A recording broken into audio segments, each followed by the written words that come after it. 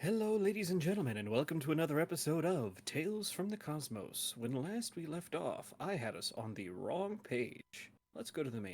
How's that sound? Perfect. I may have just screwed up James's perfect framing work on the website, but you know what? That's his job to fix right. Anyways, last we left off. Let's see. How many people did we have with us? Gary was here, Daniel was here, Computer was here, Brian was here, and Scott was here. Is that correct? Sounds right. Sounds So, correct. out of those 5 players, please tell me. I can either have one of you volunteer to recap last week, or I can roll some dice. I mean, I'll recap for you guys. Yay, it's an Amy recap. Yes. No. I'm not going to make you recap something. I got blown up, and that's what I heard in passing. That's. Oh, that was a couple weeks ago. You're better now. I know. End of story. Saved my life. Right? You're fine. You're fine. It's fine. I'm fine. I'm fine. 'Tis but a flesh wound. Yeah. What's a bit of pyroclastia among friends? I agree. Well, all right, Gary. No. I've already Scott, served pick my a number sentence. between 1 and 6. 4. Okay. Computer. If 6. all right, 4, 6. Daniel. 2. There we go. I was like, what's Okay, the Ryan? combo here? 1. Okay. I just want to say the 1 and the 6 should be disqualified. He said between 1 and 6. Why pick 1? Gary, 3 or 5? I would like to take 5. Okay, that means I am 3. 1d6 for posterity. That is a 4. Woohoo! Wait, who recapped last week? Me, I think. Oh, okay. Was it me? Oh, I don't know. Yeah, was it because I all of made us? you recap Yeah, I made Yeah. you recap last week. No, that was Hinch. Yep. So, Either way, I served my sentence. I always think, I'll let, I'll switch who chooses first because, to make it fair, but it always seems like the person who chooses first ends up choosing the number. So, Computer King, take it away. Okay. What did we do last week? I think Actually, I'm so sorry. It's yeah. Scott, isn't it? It is Scott. Scott's over there. Oh. But take I it was away. 4. I want to do but it. I was 4. Go ahead, Scott. Yeah. Okay. I don't remember how it started, but I remember I pissed off a lot of people. Wait, brain just froze. Okay, so didn't the door open? Some dude came in, threw some cards on the ground. But that was later. How did it start? My brain cannot function. I feel that. There was also a point where somebody went up to the forest to run some pipe. Yeah, And Carrot. then when Carrot got up there, he saw that there was this massive forest and planters and all this cool stuff set up and giant metal tree in the middle. And we were all eating, because then he came back downstairs and told everybody why we were in the kitchen area while somebody was eating, while we were getting food prepped together. And then we came across the idea that we don't have enough food in this facility to accommodately feed everybody. So we have to figure out who's going out to scavenge your food and all this, that, and the other. And we were trying to figure that out. Remember that part. And then I think at some point we stopped eating because somebody said, hey, you guys need to come out here. And some dude came through a portal, threw a deck of cards on the ground that had this little symbol on it, which then Anduin was like, oh, it's like this card. And then that whole group that came through the portal was like, you do realize that was a warning and you pretty much fucked us all. Oh. Mm-hmm. And I was like, oh, right. My bad. And then I can't remember, one of the people was like, all right, either you handle this or we're going to fucking kill him, or something like that. And then he walked off, and then that's where we ended, I think. It was Well, he was the- a she. yeah, it was the leader of the Nirvana. Gary, it's your family, so you tell him. Yeah, it was Nirvana. Nirvana came looking for blood because Wings and Things got fucked up by Maggot. And so I have been, since this has occurred, put in a moral dilemma here as to what to do.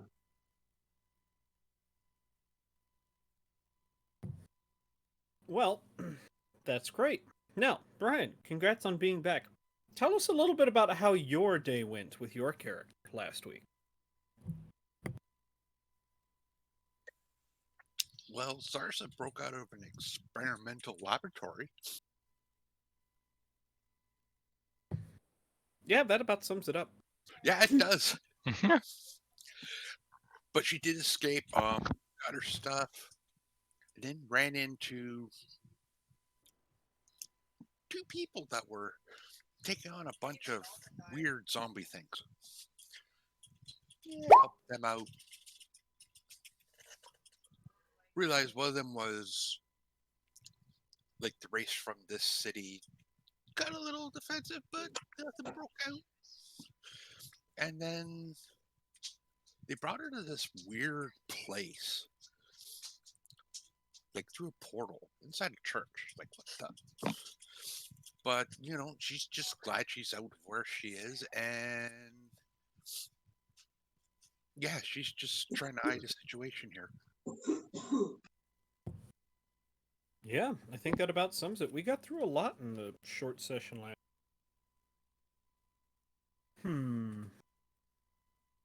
Alrighty, well,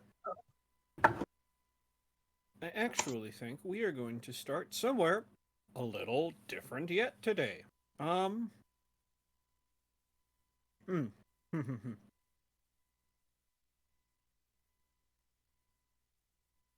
It has been long enough that I had all of that archived.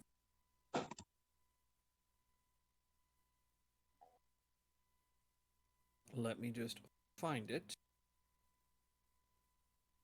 And that right there.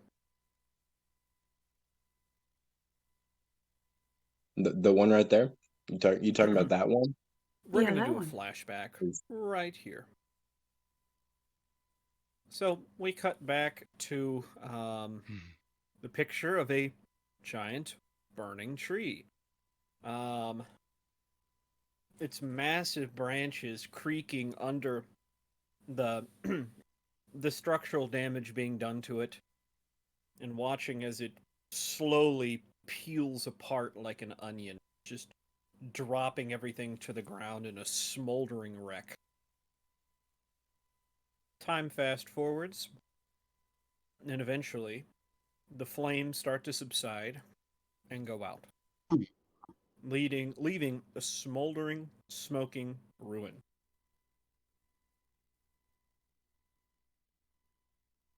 We watch as a small group of characters, dwarfed like ants against the size of this thing, are making their way, picking through this rubble and through what used to be the tree city of Halfdor.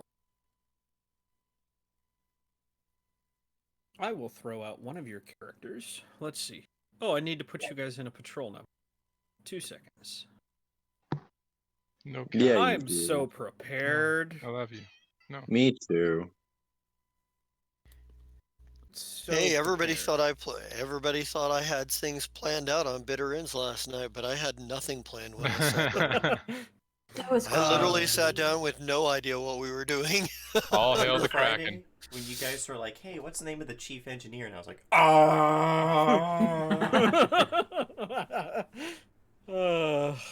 and in the Dude, stream whenever heard me people mutter to myself, "Oh yeah, I'm prepared."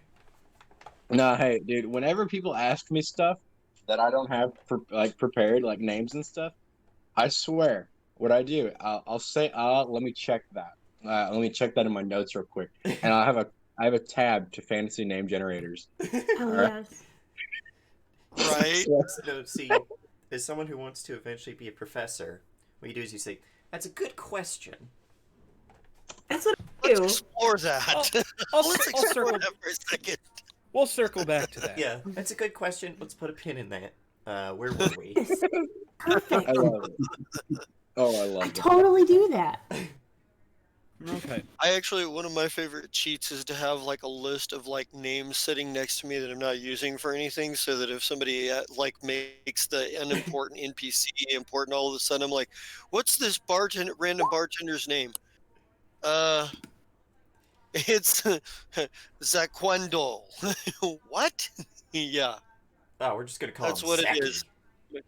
I'll just make a note in the fucking next to it. Oh, of course. How many?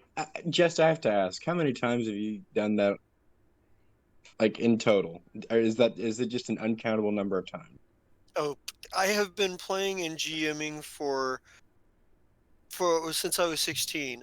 It's been 32 years now. So uh, I'm not sure when I picked the habit up or how long I've been doing it. I just know that I do it. Like, here's a Nice. list of names. Alrighty. So, I've got everything I need now. Do you But, now? the camera follow these people as they're picking their way through this rubble. Um, there are, giant tree limbs hollowed out big enough to fit a full-grown orc inside of them that are just smoldering with this intense black smoke. There are houses crushed by falling beams, walkways that used to litter the trunk above. From what used to be the great canopy that stretched almost 2 kilometers wide, there's maybe a third of the trunk still standing and none of the great branches above, no, offer any protection. What used to be a great dome, this great leafed dome is now it's open to the sky. Maybe there's a third of the trunk is still standing where it was, and they're picking their way through the branches and the smoldering ruins, the buildings, and yes, even some of the bodies. At this point, everything has been decayed heavily, but there's still evidence of the traumatic events that took place here several months ago. We zoom in on our characters here. No longer ants, but just dwarfed by their by the massive ruins around them. We see Hivali, we see Lena, Brixham, and somebody new. Let's get a description of that new character, shall we? So you see, and he's probably not so much like picking his way slowly through as more energetically like striding and sort of like being very dramatic about the way he moves through. There's a goblin. He's about 3'3", and he is dressed in what could both be called very fashionably and also very garishly. All of the things he's wearing are cut very stylishly and have nice bright colors. They just aren't the styles that match the other pieces of the clothing or colors of the clothing. He's got like the big swashbuckler style boots with like the turn down at the top and whatnot. There's just like bright red. There's like pants that are like his pants are like purple and black striped, and there's like a silver, partially tattered like scarf, bright yellow gloves, and a fucking wide brimmed brown leather hat with one side pinned up with a purple pin to and just sort of looks a bit and it just looks just a little bit ridiculous, and he's carrying a rapier.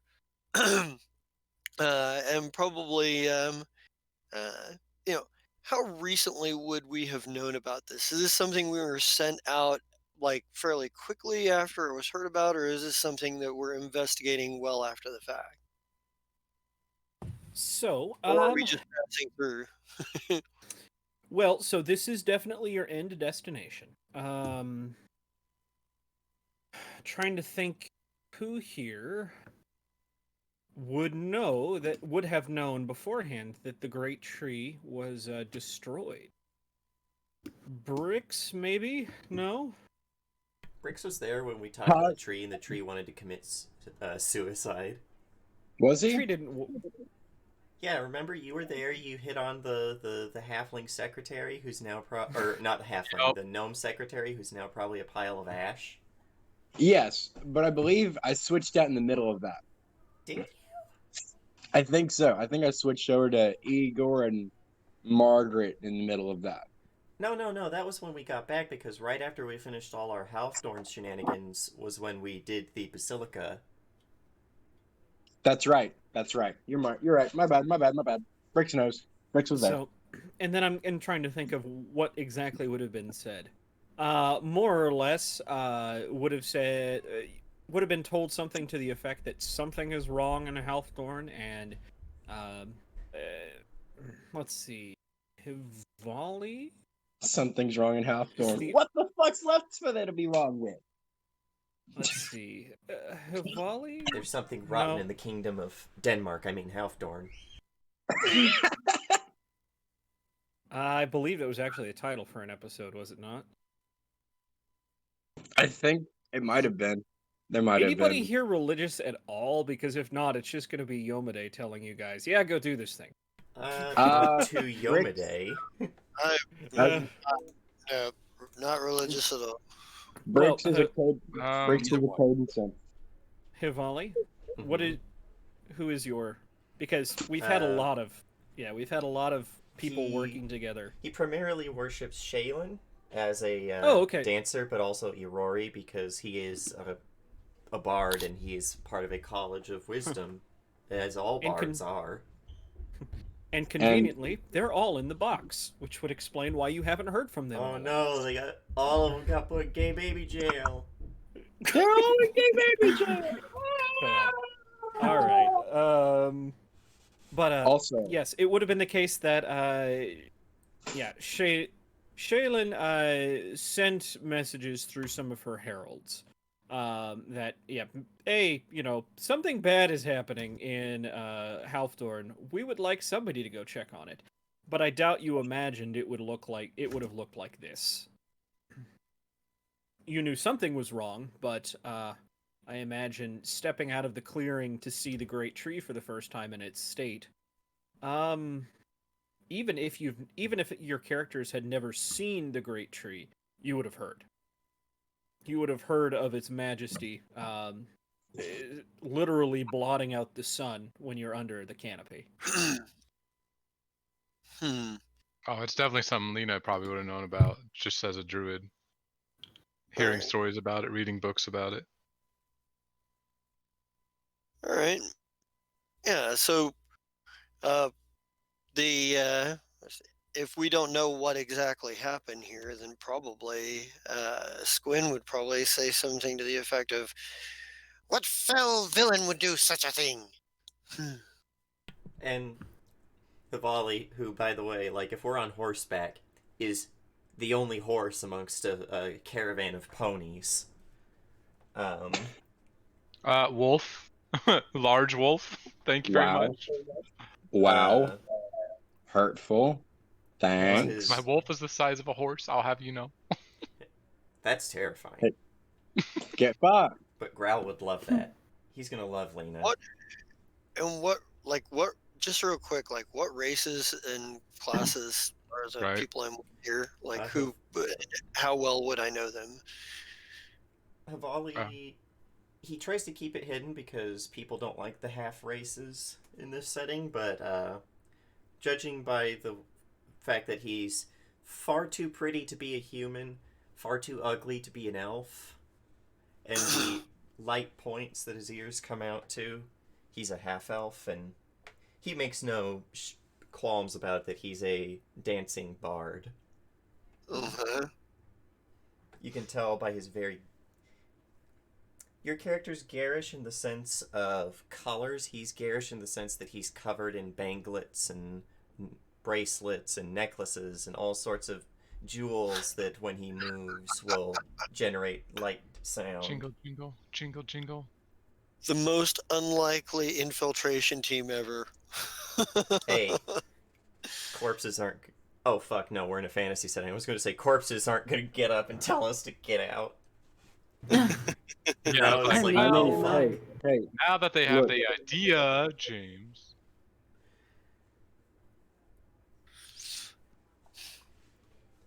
It's that laughter than concern at the same time meme. Who is what are the other people around me? Is it my turn? Is Go it my ahead. turn at the table? Alrighty. So we've got a gnome sorcerer here. Okay. He's and just I don't think you're gonna be surprised by this at all. But he's an undead bloodline sorcerer. Oh, okay. That's fair. I'm definitely changing up the book entirely from what I always do. It's okay. It's okay. It gets better on any of the other characters. And there are plenty. I hope I spelled that right. I didn't actually check. But yeah, as far as you can tell though, he just looks like your stereotypical gnome, you know. Right. Hella party and definitely loving the Caden Kalian bit, you know. All right. Yeah. And as for the amount of time you guys have traveled, it's been weeks. I mean, if not, probably closer to a month. It's been a long time getting from where you guys were. But yeah, where would you guys have come from? Where did she go? Can you show us the map again, my dear DM? Because geographically, Where did it come from? I'm a bit of a gamer word. Wow. All right, Carl, please. Mr. Weezer, if you could please point to the spot on the map where you were. Oh, hey, Jimmy. So, I heard that there were llamas in Slancia. So I went there, but it was in full bloom, and that was just bad for my allergies. So you guys are making your way through the home of the Feywild, huh? Yikers. In that case, yes, you guys had quite the adventure. Just getting to this point. I mean, whether that's dealing with pixies, wandering into spots you absolutely should not have been, or, working your way through the dead of night, trying to avoid some of the great beasts that wander the forests. Yeah, you had arrived at Halfdorn. Had plenty of time to get to know each other, considering how closely you need to watch each other's backs in a place like that. Especially since none of you were actually elves, and, the forest talks to the elves okay. I mean, Maybe I Havali am a tried. Yeah, I am a like, The druid helped. The druid definitely Yeah. did help. I was gonna Yeah. say we have a druid. Druids are a-okay with all sorts of weird shit. She's got green empathy, which is you can Nope. communicate with plants on a basic level and use diplomacy to make an impression and make simple requests. They can't normally fulfill a lot of requests because they're plants, but you know. And then she also has green tongue, which is you share a special kinship with all things green living. You are constantly under the effects of speak with plants, and most non-creature plants recognize you as a druid of the leaf order and are friendly with you. Well, there's your answer then. So it's really odd when you guys are walking into branches, like you'll just see a leaf, just like almost seems like it reaches out and just brushes her cheek. That's something that Face and Lay has too, because she's a leaf and storm druid. And she would be right at home in that little trek. Might have been useful. Of course. Fail, what are you telling the plants? Oh, I told them that they could have your souls.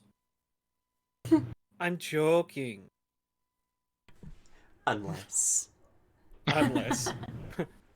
So, Wouldn't it be funny if we kissed amongst the ruins of Halfdorn? A jest. Unless. jeez. So, all right.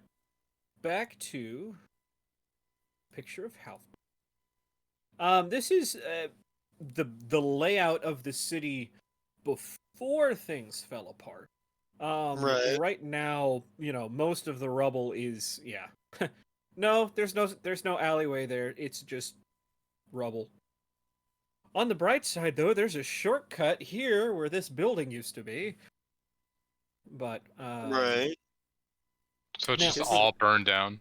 We just have to step through the burned down orphanage with all those small child-sized piles of ash. Oh, that's terrible. No, there's For once in a D&D story, the party did not burn down the orphanage. I was gonna say the orphanage is on the other side of town from where you are Well, currently. we attributed to it. Indirectly. Who caused the city to... It was What's that? Deidre, who only showed up because of us. But that was after we had decided that, we were gonna chuck some deuces and leave. Because the city burning down ain't our problem. Quest complete. You did convince the tree to give up the gem. Right. Lena, for her part, by the way, because I didn't describe her. She's a halfling, old as fuck, super nice. Always tries to make you tea, no matter what you say, or food. she's one of those. Oh, you haven't eaten. Let me make you some food. No, I'm not hungry. You're going to have some. Oh, I love And, her. She and she Hawali get along. She rides around on a large wolf Yeah. companion that, when she's not riding around, turns into a puppy and she holds in her arms. Oh my god, I love her. I think Squin is definitely receptive to tea, and he's of the Iron Gut heritage, so it didn't matter how good or bad your cooking may be, he'll eat it. It's fabulous. So what you're saying is, no one should let him be the cook because what's edible to him and what's edible to a normal person is quite different. I Ah, so- spiced it yeah. up with rocks. He needs to meet Roxana. Gravel soup. Oh god, just thinking about that is just gravel soup. Ew. Hey, what's in this soup? The things I found in the dumpster over there. People discarded them, and they thought that would be nice. that somebody should get some use out of them. Right. So, now, for 3 of our characters, you'll have known that over the past probably couple days or so, you're knowing where you're going not because of the map you follow, but because of this attraction, this pull that you're feeling towards the center of this tree. And you're standing on the edge of this, once barren courtyard. Now it's strewn about with debris and all other things, and the only thing even partially left standing is the center of the heartwood of this tree. It was kind of this pole, probably, oh gosh, as thick around as a full-grown adult, but had stretched up the length of the tree from bottom to top.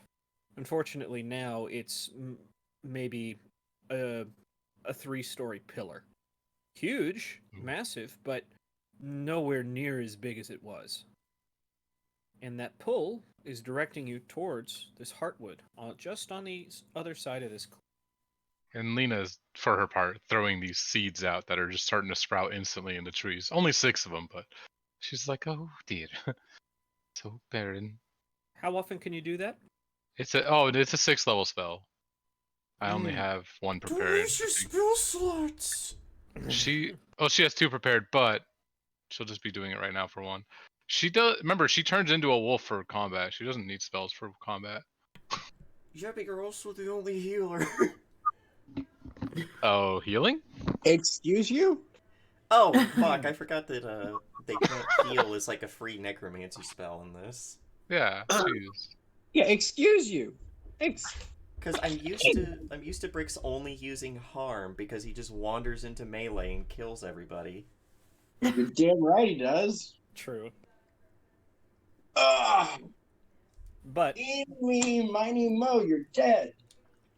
Eeny, meeny, miny, mo. Here I come to chop your toe. So, I like that one you better. throw these seeds out into the courtyard. You probably appropriately space them apart. You've used this before. And these massive pines, or actually, it's your choice. What kind of plant did you, what kind of tree did you plant?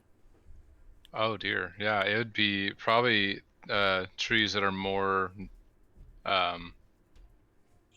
what's the word when something comes from somewhere? Indigenous? Foreign? Native? Yeah, and native to the far collar region. Probably, Gotcha. maybe not swamp trees because that's where she's from, and I don't think swamp trees would really work. But willows could. Weeping You willows. could do And that would willows. actually fit. What is She'll it? Is do- it Spanish moss oaks? Technically, they Mangroves? produce fruit, but that's or nuts. But I think it's weeping willows. That'll fit because it's weeping for the loss of what was here before, and so sad. Weeping for the So fact these- that there's no water and they'll soon die. No, these are magical. Looks So like there's these- water around here somewhere. Do they need water? Weeping willows? No, they don't need to be in water. No, you find them on the edge of like lakes and stuff, mostly because golf courses think, "Oh, pretty." Yeah, But they're just they grow in all. I mean, Mhm. there's a Wisconsin weeping willow specifically. I had an aunt Um, that had a weeping willow in her backyard. We didn't have any water back Yeah. there. Yeah, they just look pretty when they're standing over I just meant water. water in general. Oh, it rains probably. Well, and well, it it looks rains, and you're So I'd like to remind you, Halfdorn wasn't only a city built, carved out of a massive tree. It was a coastal town too.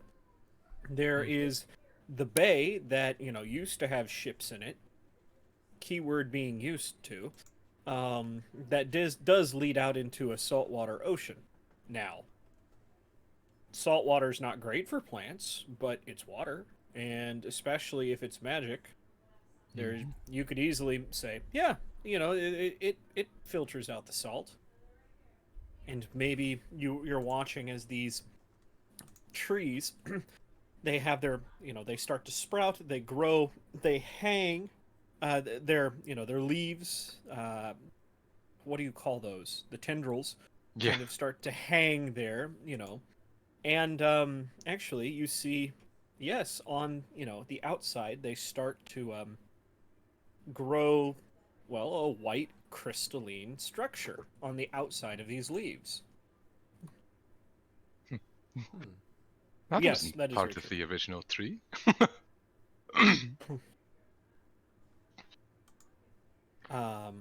But so these trees crack and twist as they're growing up through the ground, and as they're done growing, there's a moment of silence, and then you hear something ringing through the tree that you don't think was there before. It's not a. It's almost kind of like a warped, distorted voices echoing off of the walls and the rubble, bouncing back and forth between, on the insides of this massive structure. They don't sound human. Does I it don't sound think- like people are actually talking or more like magic? Oh, it sounds like somebody's communicating. Oh, You'll I hear- got this. Oh, yeah?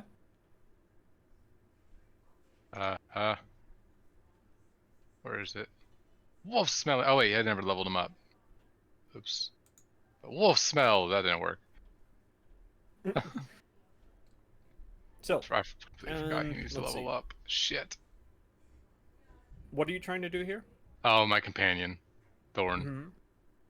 to smell, because he has scent, imprecise scent 30 feet, but in case something's nearby. For hearing noises, he's like baring his teeth, and she's patting him on the head. All Thorn feels in the, nearby vicinity is ash and decay. Nothing living. There's a sneeze because he snorted up some ash, like. Yeah, definitely. That's why Huvali has his veil very tightly wound. I was going to say, actually, Bricks, you would kind of recognize that sound. I've heard it once before. Somewhere nearby, actually. In fact, inside this very structure. Oh. Sounds like Algathu talking. Oh, god damn it. Those people that you chased off all those months ago, they seem to be back. Fucking shit. All right.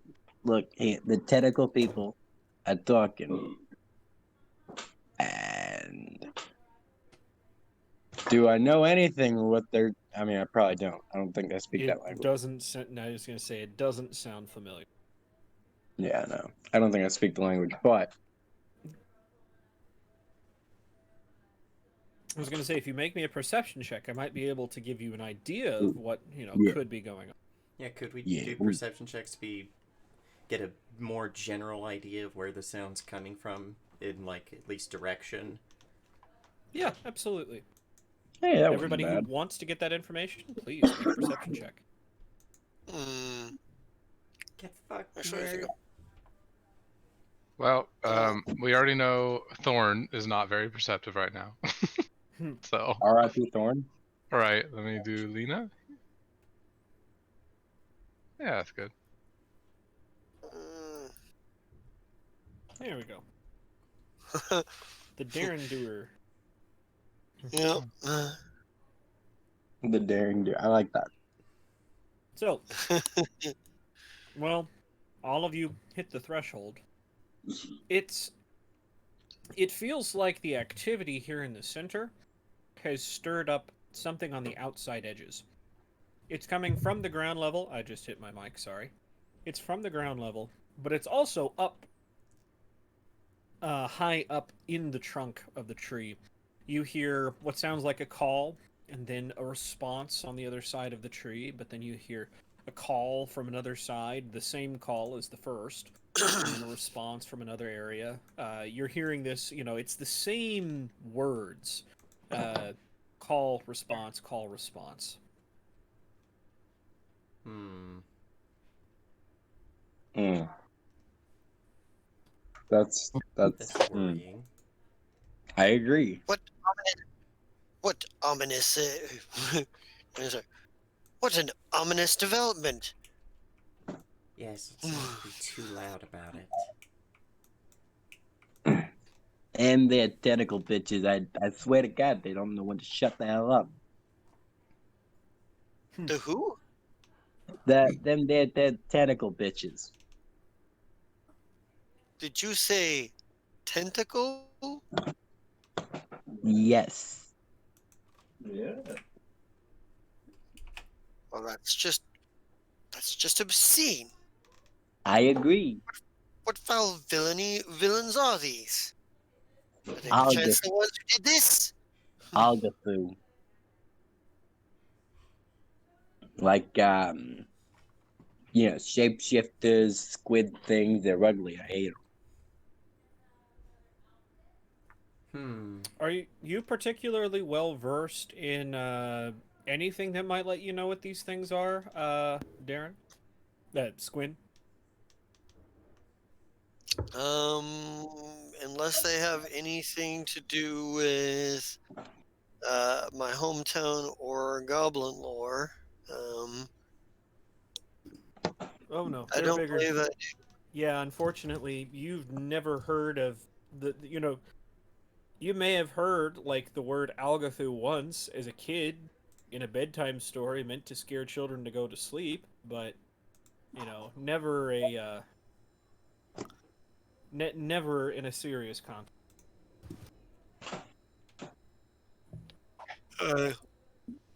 Algathua. 12.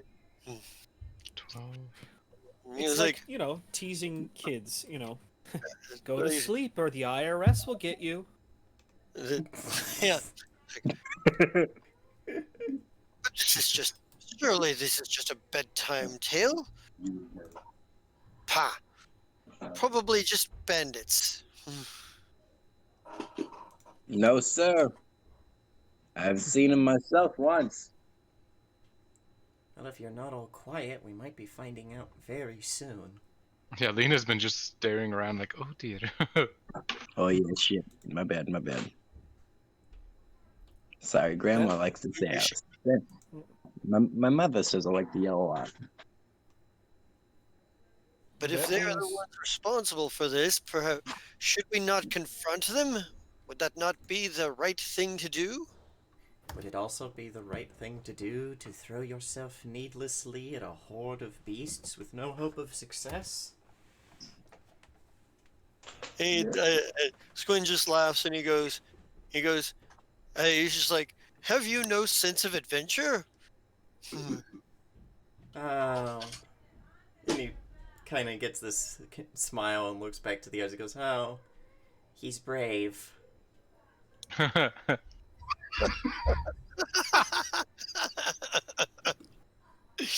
Wow.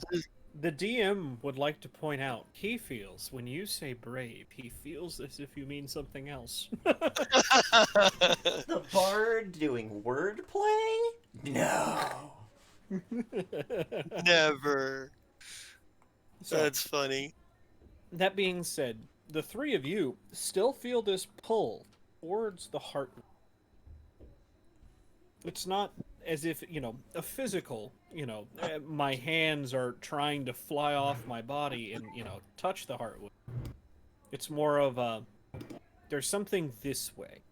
Yeah, Hivali listens just a bit more to the sounds and starts, not like running, but like a very brisk walk towards the heartwood, and is like, right, well, whatever's going on, we should figure it out now. Come, Before we Thorn. run I out of think time. I think Squin just sighs and goes, "Very well then."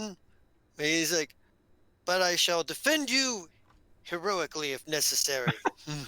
Oh, I do appreciate that, dear. That would be wonderful. Songs will be sown, ballads composed. La di la. Epitaph. Going to do any Yeah, epitaphs put on. Yeah, fuck, yes, that would be something Hivali would say then under his breath. Epitaphs written on your grave.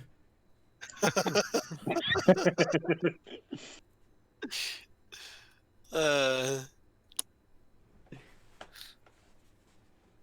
So, you guys make your way across this courtyard. And, well, making your way, well, first through the crystalline weeping willows. By the way, Lena, if you're interested, it's salt. You can tell. It is salt that is caked on the tendrils and is, covering the leaves. She like Let's whispers see. that one and it shakes a little bit of the salt off. Yeah, absolutely. More quickly coming back to take its place. Yeah. Let's see. You make your way across, and you guys find what seems to be pulling you towards the heartwood. There's, well, what looks like a body. It seems as if it's been thrown from a great height. Once upon a time, it might have been a dwarf. It's got the, excuse me. It's got regalia fit for a king, and lying just next to it is, well, Brix. You would recognize this crown. You've seen it before. Yeah. Oh, yeah. This crown once sat on King Ambershard's head. Ah. Another Ojo. thing you notice. would this be This something section- Would this Go be ahead. something I would recognize? I have society, I think. If you want to roll me a society check. We live in one. Society because we live in one? 33, you're able to kind of size the, the clothes on the body up and down. Oh, yeah, that's your specialty. You're like, oh, well, this is dwarven finery. When we say finery, we mean put the capital F on fine. This stuff is handmade for this person, tailored to fit. Looks as if it's looks as if it's something you'd be wearing at a formal function. Right. And the crown, you're like, oh yeah, that's something that is fit for a king. It looks to be heavy, solid gold, and situated on the center of this crown is it's, oh gosh, would you call it a diamond shape? An octahedron, a D8. It looks, yeah, it's an octahedron shaped gem. To your eye, it looks almost like a purple amethyst. Would I specifically recognize whose crown this is? I would say probably not, just, from your Okay. exposure, staying at home. But, Right. I get you. but, other things to note in this little area is there's a clearing. If anybody wants to make me a perception check, or no, is it No, investigation's not in this game. It's just perception. Like we've said before, there are so many different systems we play here on Paradise Theater, I can't remember what's in what. Now that I fixed Thorn, his perception is actually now. It still doesn't matter, but that matters. Wow. Okay. Squid, you recognize the body, the gem, and the crown. You surmise that this person fell from a great height. They are in an awkward position, and what's left of the decaying form looks like, yeah, they suffered a broken neck when they hit the shattered orbital socket. Jaw is just, hanging askew in pieces. Let's see, Hivali, with your 34, you're going to notice that in addition to those things, there are footprints around this section in the ash. They look to be maybe a day old. It's certainly... They're not human. They're not elven, dwarven. They're different. Not humanoid. Well, I guess still humanoid, but definitely it'd be like, you find one of these in real life. Oh my god, I found myself a Bigfoot kind of thing. Oh, so big feet. Yes. No shoes, barefoot. No shirt. Could be. Well, we're not going to give them any food then. But nose could be giant. As the band is named, maybe it's giants. Let's see. And then Lena, Yes. you notice these things. But you also notice something interesting on the heartwood itself. Maybe it's because of your druidic heritage, but it seems to you that there is a thin seam in the shape of a door on this section of the heartwood. And at the center is a small, hole, about the size of a D8. Does that match the gem that's on the crown? Seems to. Yeah.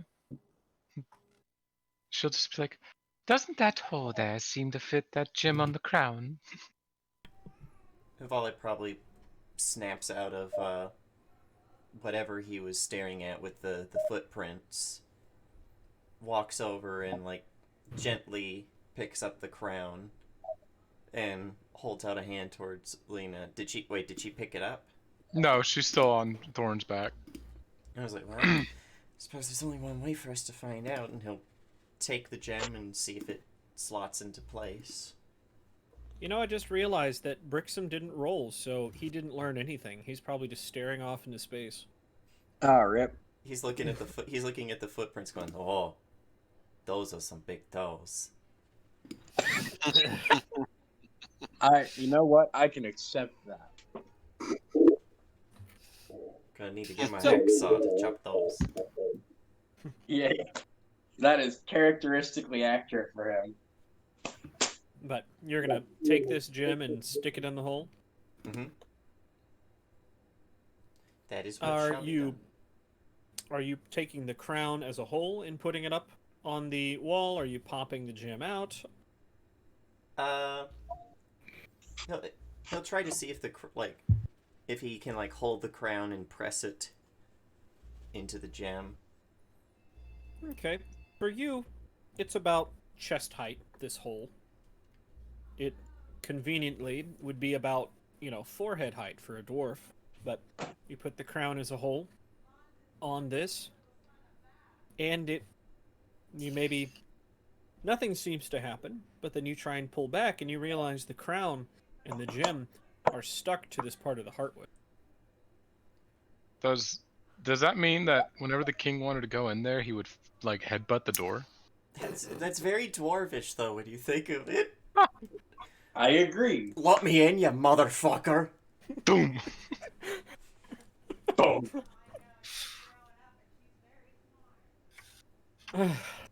I can neither confirm nor deny that statement. Seems legit to me. So, but you trying to pull this crown, maybe you let go, and just to get a kind of look at how it's suspended. And as you let go, this crown it starts to melt, but not down, into the door. Huh? It, Oh the no. gold turns to liquid and it runs its way through, micro carvings on the surface of this now gilded door that it's outlining. And as the crown melts, it spreads, and yeah, it's this very ornate, gilded gold leaf door that, as soon as it's finished putting itself together, it slowly sinks into the ground, revealing a dark spiral staircase. Volley pauses, and he as soon as the crown like started melting into the door, he did that classic hold up your hands like I didn't do it kind of thing. But he's like, well, I meant to do that. Yes. What adventure shall we find down these stairs? Maybe someone brave would like to lead the way? Oh yeah, Squin, who's been kind of like kind of standing guard essentially, is like, "What? Oh, certainly." And he'll go down first. I mean, he's got dark vision, so That's what I was gonna ask. That's what I was like. So, like, don't send the half elf in. I don't see so good. I only have low light vision. See, to me, I've always figured like dark vision looks like what is it? Return of the Obra Dinn or whatever it's called. Yeah, it's black and white because there's no light to give color. Right. It's Yeah, pretty it's got much that. Yeah. yeah. It's in the description. It's in black and white. Like that's Yeah. okay. At least I can see. Yeah, and so that's kind of what I imagine it looking like, as you work your way down this spiral staircase. Keeping They're my a little eye out big, for threats. Yeah. right? They're a little big for you, as if they weren't made for a goblin, but someone just a little bit taller. Um, Right. and it's just one of those things where it's like, well, I either have to take shorter steps or yeah, that kind of thing. But you're making your way down, and it's not very far. It's maybe. No, you're not going to get eaten by a grue yet. Fucking yet. Lol. Fucking. But you make what you assume 2.5 revolutions down this staircase. Is anybody following him, or is it just him? No. No, we're following. Okay. Lena has to get off Thorn because he's probably too big for her to ride through that.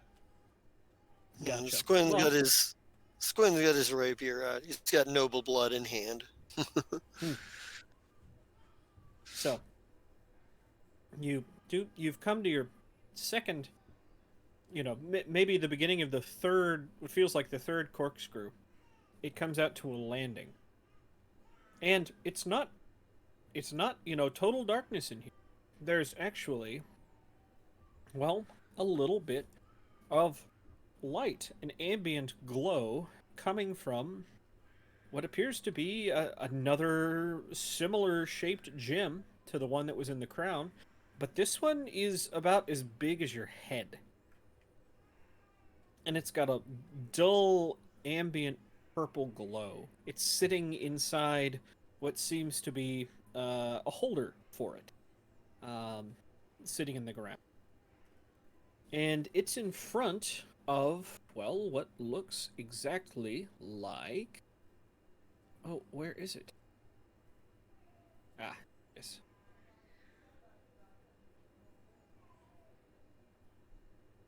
That.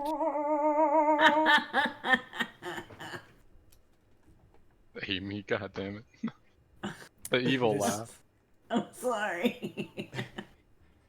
Oh, if it's Um, dark, it's not dark anymore. Don't ruin the fact that we have low light. We're finally using it. Ruining the But, ambiance. You know, God so damn it, Daniel. this dull glow was providing, dim lighting throughout the room. But yeah, and then you get, your eyes take a second to adjust because it was like you were sitting in a dark room at school and someone turned on the lights without saying blink. I hate those people, by the way. I agree. I wholeheartedly agree. If you're going to And essentially flashbang me, please warn me first. I agree. That's why whenever I make sure that everyone knows that it makes me unhappy before they do it. So, but yeah, you get this bright light that pops into existence. It takes your eyes a moment to adjust, and yeah, you see this. Well, have any of you seen this portal before? Or, yeah, the portal. Nope. Bricks and I Havali don't have think so. Yeah, in but the Basilica of Calistrade. That was a bad thing. True. And in place of the two torches we have in this picture, there's actually two pedestals on either side. That both seem to have inserts on the top to hold something. But yeah, there's this box with this kind of dully glowing purple gem there. Does it look like the gem would fit in one of these receptacles? You're tall. You can actually see down into the receptacle. These things are about 4 feet tall. So Yup. short people are like, I don't know what's up there. Can you reach the high cabinet for us? This is why But I'm you friends can- with tall people. So you're looking at it, and it seems to be a perfect square in the holder. That is almost like an inverted pyramid. Quick, someone get me a round object. You have pissed off the gods. Patrick raises his hand. No, Patrick. Mayonnaise is not a square object. No, it was a Is not a circular round object. object. I mean, depending on what it's in, It's a liquid. It is actually. it's more of a amorphous solid. Well, thank you. It's a gel. Gesundheit. It's goop. But It's yeah, tasty it good. looks. It looks as if you took this gem and stood it up in it, it would fit. Before I do that, I'm going to use detect magic on in the direction of the gem to see if I detect any magic lingering on it. Oh yeah. Let's see. You are. It would be a 6th level detect magic. Okay. So you're detecting the class of magic as well, correct? Yes. And I can choose. I can, because I can't spell apparently, choose to ignore magic that I'm aware of. Yes. So I can ignore the druid's magic beans. How dare you ignore the druid? The druid's magic everything. Let's see. I mean, we all have magic weapons, so. We made a ruling on this once upon a time. I just don't remember what it was. Gary, do you remember? Because it dealt with your character. What are we? If it has anything to do with the soul, it's Necromancy, okay. because that's what necromancy is. Well, there you go. Mhm. So, That sounds about right. so yeah, you're feeling. Yeah, to your eyes, it almost glows a ghostly white. This, it's necromancy. Strong too, very, very strong. He sighs and looks about the room, doesn't really see anything. He's like, well, if it fits, it ships. He's gonna reach out to try and take the gem and hopefully not have his soul stolen. No. You are able to grab it and lift it up. It's He had about the weight of a bowling ball, about 15 pounds.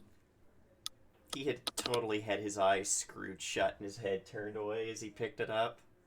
But then, noticing that body parts are where they belong, spiritual energies are where they belong, blinks his eyes open, nods, and he's gonna take it over to the receptacle and try and gently settle it in. Alrighty. Well, you set it in, sits for a moment, and then you watch as it glows this bright purple.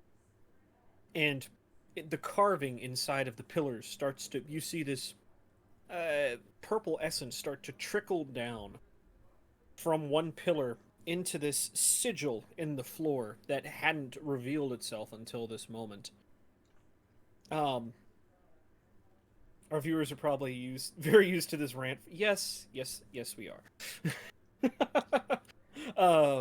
Through this sigil that's revealed itself on the ground, up into the other pillar, and you watch as this gem you've created shrinks slightly, and another gem the same size of the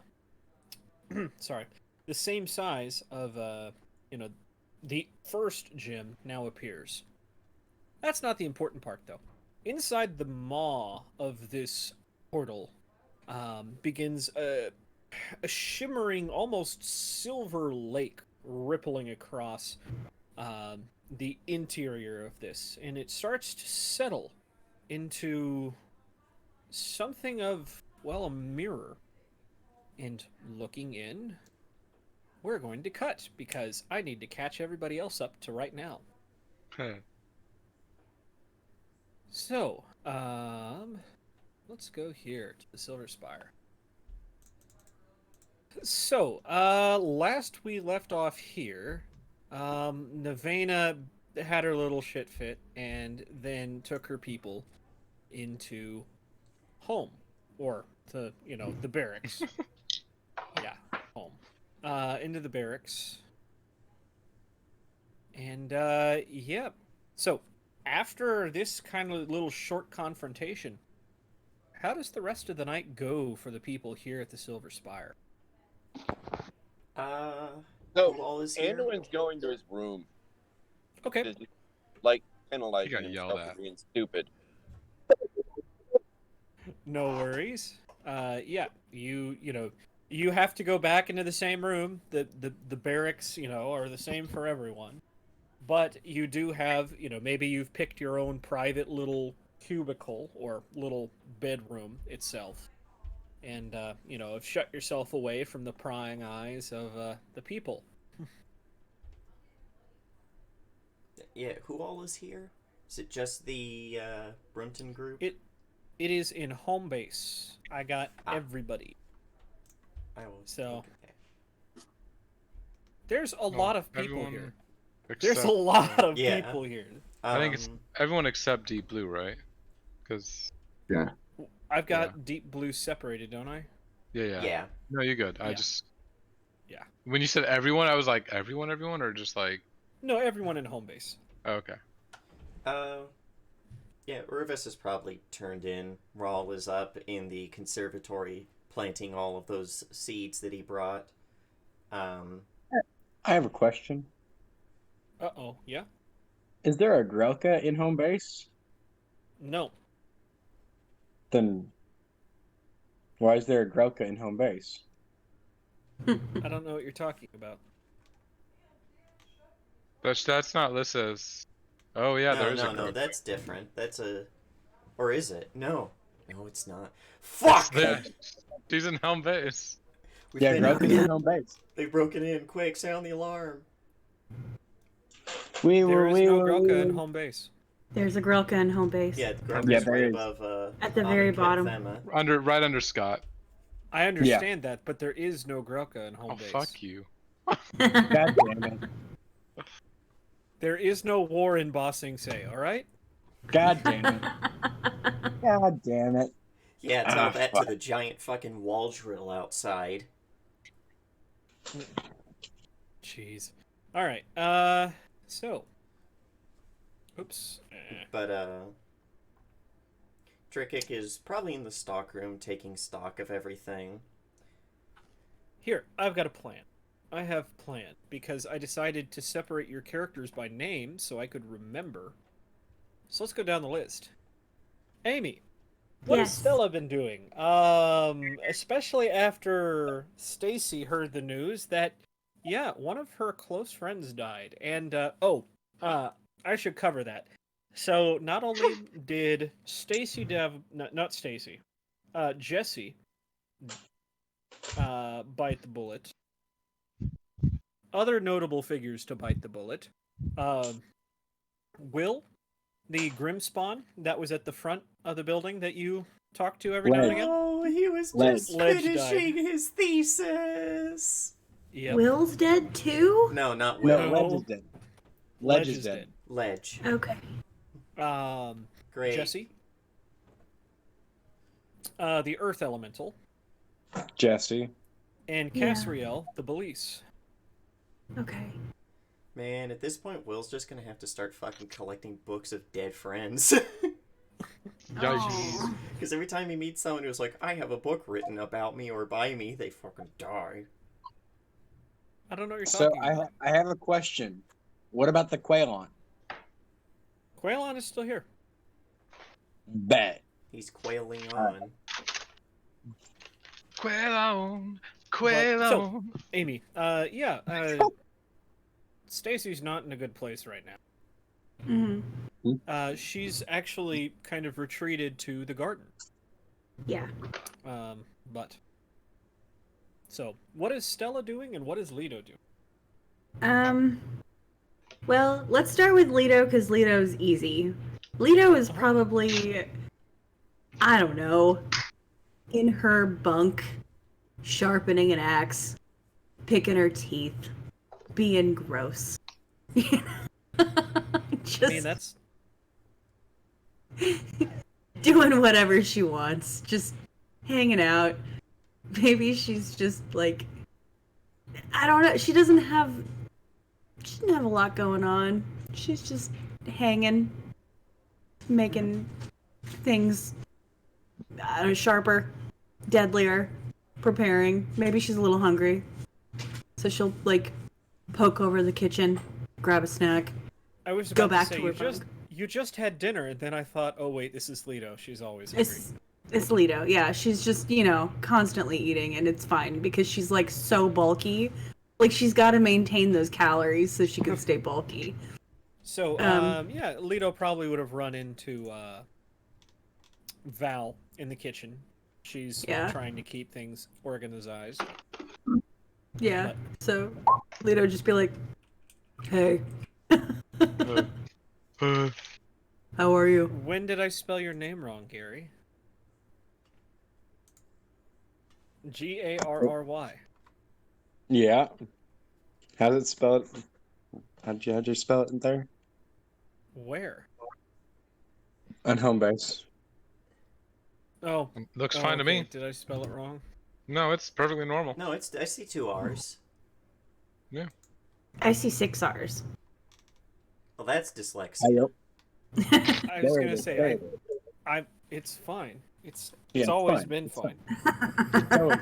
We're not gaslighting our friend. No, not at all. So that's what Lido's doing. All right, Stella. Yeah. There is no word that's inside. Stella is in the garden with Stacy nearby. Maybe she'll walk up to her and just like gently put her arm around her and say, how can I help you? How can I help? What do you need right now? She'd probably think for a moment, and more or less, I don't know. Okay. Stay Well, here with me a while, I guess. as long as you want me to. She nods. I'll always be your rock. Even I'll when be yours your rock. My Earth Even elemental when friend your died. Earth is gone. When your Earth is gone, I'll be your rock. Oh, that's too soon. I can't do that to her. It's too soon. So, yeah, My Earth elemental Stella. friend died. Stella would just, stay with her and just be there. Just be there, and Yeah. give her the space that she needs, and when if she wants to talk about it, she'll be an ear to listen, and Right. if she wants to cry about it, she'll be there for that as well. Mark And- Antony, can I ask what you're doing? Who? He's trying to take over Egypt, duh. I just So Mark Antony now? no. We've got Stranger's Computer picture King's is stranger. a Mark statue of Antony. Mark Antony. Oh, I see. Are you Yeah, meant I to be can't there, do- or Oh, I'm just figuring out where my people are. He'd be just looking over the Oh. portals, trying to figure those out. okay, gotcha. Well, here. I just can't change his size. Well, the address is the right size, though. There we So- go. No, Margaret had hit you with an enlarge spell's the thing. James, there are 5 characters in your little tab here. Please tell me what they're doing. Get fucked, Gary. Wow. Thanks, guys. Okay, going down the list. Face and Lay, now that she's here and still... She's got that sewing needle of Titania's, which is about the size of her whole body. Well, maybe about half. She's a little action figure size, but like a mini one. That she's still clutching onto and holding close like a baby almost.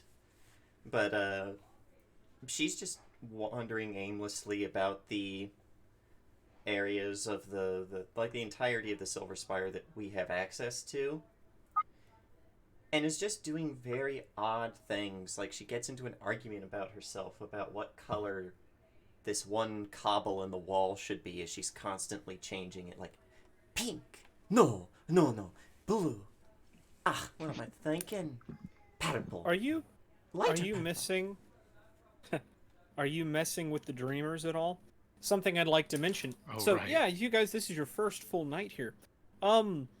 Yeah, every now and again, you guys run into kind of apparitions wandering the various rooms and Oh. halls of this place. They're Alma had mentioned they're just dreamers. They're people dreaming, and they're just dreaming of this place. She's like, yeah, ignore them. They can't hurt you. Or, I guess, interact with them. It's a dream for them after all. It won't do them any harm. She's being very puckish about it. She's flitting about them, whispering, giggling, doing all sorts of things that You should a kill your sprite parents. would do. When you She- wake up, she- kill your parents. Nothing that mean, but she is being very mischievous, but not like outright hostile towards any of them. Mm-hmm. If they react to her, then she really plays it up. She's bored. Gotcha. And How a are Trick bored sprite is bad. How is Trickix spending the night? He's gone into the stockroom and is keeping a tally of everything that's there, because, in his words, "Me be goodliest, quartermaster." Oh yeah, there's basically nothing here. Yeah, he's counting Basically all the nothing. But then he 2 dust, 3 puts dust, down 4 his dust. he puts down his big bag with the giant sign on it. Which, for Justice's sake, because he hasn't met Trickic, what does it say? Because I have it somewhere. I think it's in his details. I put it somewhere, didn't I? No. I don't know. need it. I need it. fuck. All sales final or something like that. Oh, that it has things on it like may contain nuts and shellfish. All guarantees not guaranteed. Yeah. Stuff like that. But he opens up his bag and it's almost like it's like a giant bag of holding where like it's only about half his size, but we see him like get into it and like get into it where like only his feet are kicking and sticking out of it.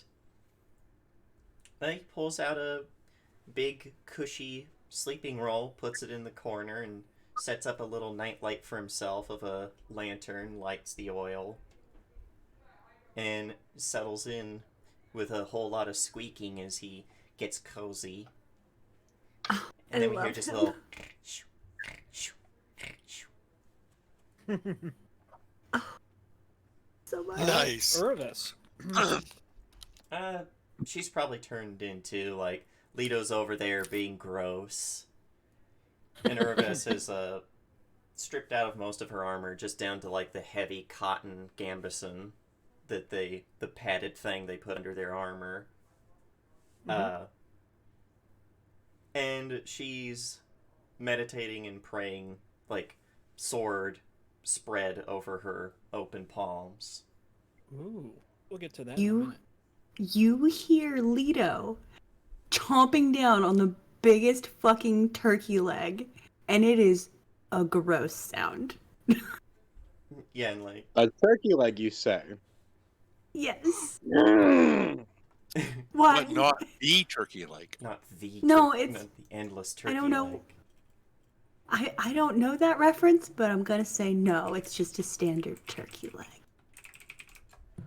Margaret had an endless turkey leg that was a gift from Caden Kalian, and then Bob Oh. stole it. Oh, bastard. Yeah. No, this is just a regular one. And Leto's- it's like gooey. Ugh. Oh, Yeah. no. Yeah, Leto's chomping away, and you can tell, like, it's just bothering Urvis, but she's trying her best to stay calm about it. She's just like, rejoice in hope. Be patient in tribulation. Mm. Be Crunch. constant in prayer. Poor Urvis. She says that be patient in tribulation much louder. Is it bothering her as much as when I say oink? No. This is more Leto just... is. Urvis Go doesn't ahead. act it all the time, but she does have some ways where she acts like a stuck-up elf. Leto is oblivious. Let's see. Rawl and Will. Rawl is up in the conservatory planting all of the various seeds that he got from Shayla's house. Gotcha. And if you look in this garden, by the way, description for this garden, so for our people who weren't here to hear it last time. This has gone from just a simple plain room with the floors broken up to a literal domed garden, suspended in space under the full moonlight. That's beautiful. The moon is still in that weird double crescent. One waxing, one waning. It's got cobblestone pathways of all colors, brick. You've got garden beds, fountains now, coming near where the dumbwaiter was, trickling through the garden, creating almost very garden-like. The flower beds are full of everything in full bloom, regardless of especially you, Rawl. You'd be like, okay, that's a summer plant, that's a winter plant. How are they both in bloom? That kind of thing. This needs desert to live. This needs jungle to live. Oh, he's an to alchemist. live. He knows that there's weird shit you can do. Right. It's like all of this, and then, okay, all of this is good for herbs. I'll put more of these seeds here because that's where they go. And, oh, all of this is poison. Huh. All I'll right. make a note of that, too. Yeah, in the center of this, with the cobblestone courtyard around, there is this giant silver tree with gold leaves. It looks like an oak tree, with all of these gold leaves on it. And actually, you would see Stella and Stacy on a bench, kind of mostly on the other side of the room, but Yeah, he gives them their space while he works. Yeah. Every now and then looking up at the light of the moon and just... This is the first, like, quiet moment that he's had in a very, very long time. yes. And it's just trying to come to terms with how he feels about Val, because on the one hand, he loves her and treats her as a sister, but on the other hand, she's a soul gem come to life who's basically monster. Deidre, and also has stolen and possibly destroyed the soul of his brother, who was the only person who was kind to him. Yeah. So there's a lot of baggage to unpack there. Yep. It's like, Mr. God, how do I get past these? That looks like a problem. How do I fix it? Sucks to be you. Ah, my problem. You know, if she's the soul gem, that means your brother's soul is still in there. Possibly. Remember, they get used. But it also means she might have to die to bring your brother back. Good luck. Well, we can't bring him back. He's just a soul. It would be she'd have to die in order for his soul to go to the boneyard. You have a cleric in your party, motherfucker. There is no such thing as deaths anymore. That's I mean, actually not true. If one of your characters died right now, I looked, you would not be able to bring them back. No, I wouldn't. Not yet. well, Well, it with depends. Yomade, with Pharasma not being available, will the souls actually go to the boneyard, or will they They'll go to queue the up? boneyard. They'll just be stuck there like they're at the DMV. Because the boneyard Gotcha. is the waiting room before you get sent to your afterlife. And actually, Gary, I will be honest, Gary, I've looked this up. No, at 12th level, you guys would not be able to cast a resurrection spell high Wait, enough yes, to we bring can. back a level No. Oh wait, level what? That's it. You need a 7th level spell to do that. Hmm? To bring a character. No, I looked this up. Wait, to bring a character what? Like, because if someone just died right here on the spot, heightened to a 6th level resurrection ritual is up to 12th level, which is where we're at. I don't believe so. He might be talking Raised Dead. a Raised Dead is ritual 13th level or versus... lower. Oh, I'm looking at resurrect as the actual ritual, not the spell raise dead. Ritual Yeah. is I resurrect. still don't think so. Raised Here, I Raised got Dead you. is 13th level or lower. I'm looking at it right now. Yeah, no, that's what I'm saying. I'm looking at the ritual spell, guys. It's completely different. There's a different. So we've not really ever used the rituals. Oh, Yeah, I no, I know. I had this bookmarked when I made Samir. Yeah, I don't know It how sounds to. like we wouldn't be able to bring anybody back on the spot. Oh yeah, no, it's a ritual. It takes a lot of money.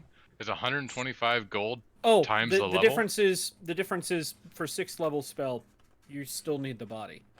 Yeah. Yeah. Which is like if someone just died right here in the party, we could bring them back. But if it's like, a soul, we'd have to wait until can't even be 9th level. It's just 10th level is when we can do whoever the fuck we want, and we need 16 secondary casters. And then it's up to then you get to have me playing the bad guy saying, no. They don't want to come back. Erasmus says no, or the soul says no. And then you get to play like Squidward. Can I please bring this person back, Magic Conch? No. No. Try asking again. No. Now. That being said, Anyways. that's not something I plan on doing to you guys. That's not very nice. Anyways, yeah, and Will himself. Will's in the library trying not to think that he had, like, started to make a friend with someone who's now dead. Tot. Es war tot. Making friends. Yeah, and he's looking over just the registry of the library, trying to make sure that everything's in order, trying to, find and repair what he can, just taking care of the library. Just don't think about it. Just, conceal, don't feel. Don't let them know.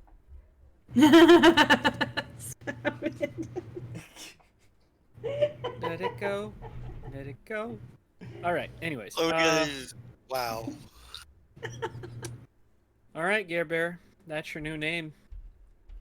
You said that was your name, so. Gear Bear. Yep. Excuse you. Gare mean, Bear. Look at home base. Hi, Oh, Gare what, Bear. what have y'all done to me? He's soft Um, and he's cuddly, and I'll call him Gare Bear. What have y'all done to you son of a bitch? Tell me. All right, Xander, Margaret, and Torzik. How are they settling in for the night? Well, Xander's said he knows like half the crew, so he doesn't mind. Uh, he's definitely uncomfortable with the we'll say the tension that you could just cut with a pair of scissors right now.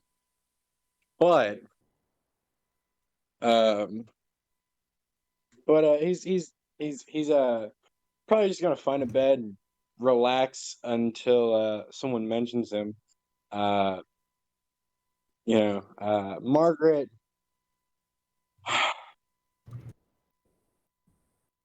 Margaret's probably gonna go into her room and debate the life choices that she's gonna have to make in the next in the coming. I don't even know if it's right to say days, but Maybe. she's definitely what? I said maybe. Yeah, I mean, I I unfortunately feel as though it's going to come a lot faster than just a couple days, which is frightening. Um, and while she's doing that, she's going to map out her room. Um, for those curious as to what that means, I'll explain later. But yeah, and then I think she'll probably bring Igor in just to bounce ideas and talk. For once in her life, she's actually going to ask Igor for his opinion. Too bad Igor's not there. Torzek's there. Shit. And that no one asked Torzek for an opinion. No, actually, she values Torzek's opinion more. I thought Igor. Poor Look, Igor. Poor hey, Torzek. look, guys. I just want you to know she very obviously plays favorites, and Igor is not that. Wow. I agree. It's unfortunate. I really like Igor.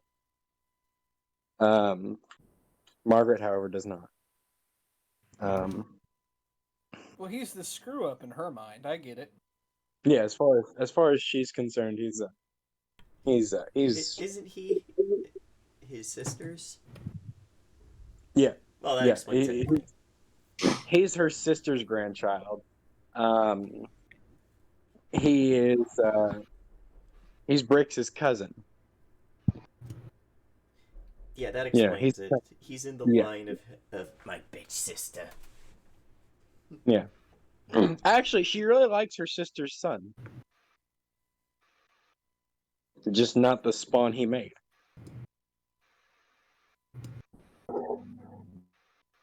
So Not yeah. the spawn.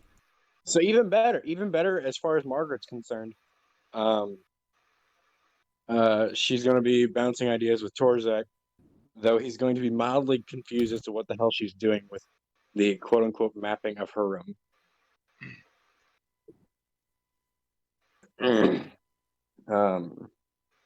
Intentionally. I'm confused too.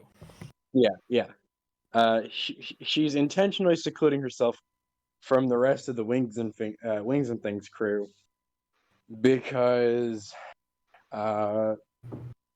it's best to not skew those thought processes.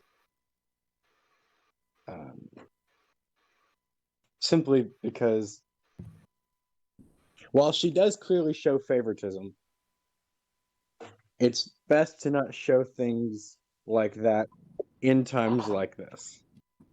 Fair. So, Brian. Vroklana, what is she doing?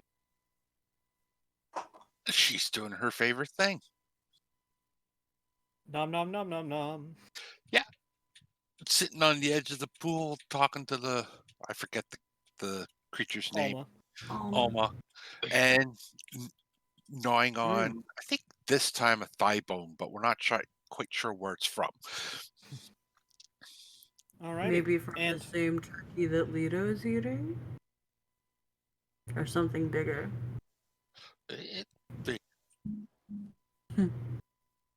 Well, I was going to say, so you already tried to have Alma eat once. The chicken one. Yep, and she basically well, here's the bones back, all polished and, she's like, I didn't really taste anything. She rummages through and's like, hey, it's a rack of ribs. Here, try these. Also, I'll tell you, same things happen. That's fine. She's getting clean bones for opponents. In goes the food, out comes perfectly cleaned bones. I love it. We gotta find something you can eat. You know? It's been long enough. I doubt I can. Is this going to be like Realms of Refuge, where a character's going to have to teach her to eat again? Maybe. Awkward little... God. Who all remembers that? Awkwardly shoving pie into your face, not knowing how your mouth works. Yeah, I remember that. Oh. The person just gets fed up with it and leaves. Let's see. Hell yeah, dude. How does Sarsa bed down for the night? I know she's over in the deep blue area, but it's close enough. It's basically the silver spot. She's back at the Silver Spire. What's that? Oh, okay. Is she? Yeah. Okay. Go ahead. Yeah, she's doing her exercises. / sort of meditational movements. Okay. There are a bunch of empty rooms in this place. There are the barracks. Where would you go? Oh, somewhere bouncing around in this large room. Okay. Okay. My token size is a little big.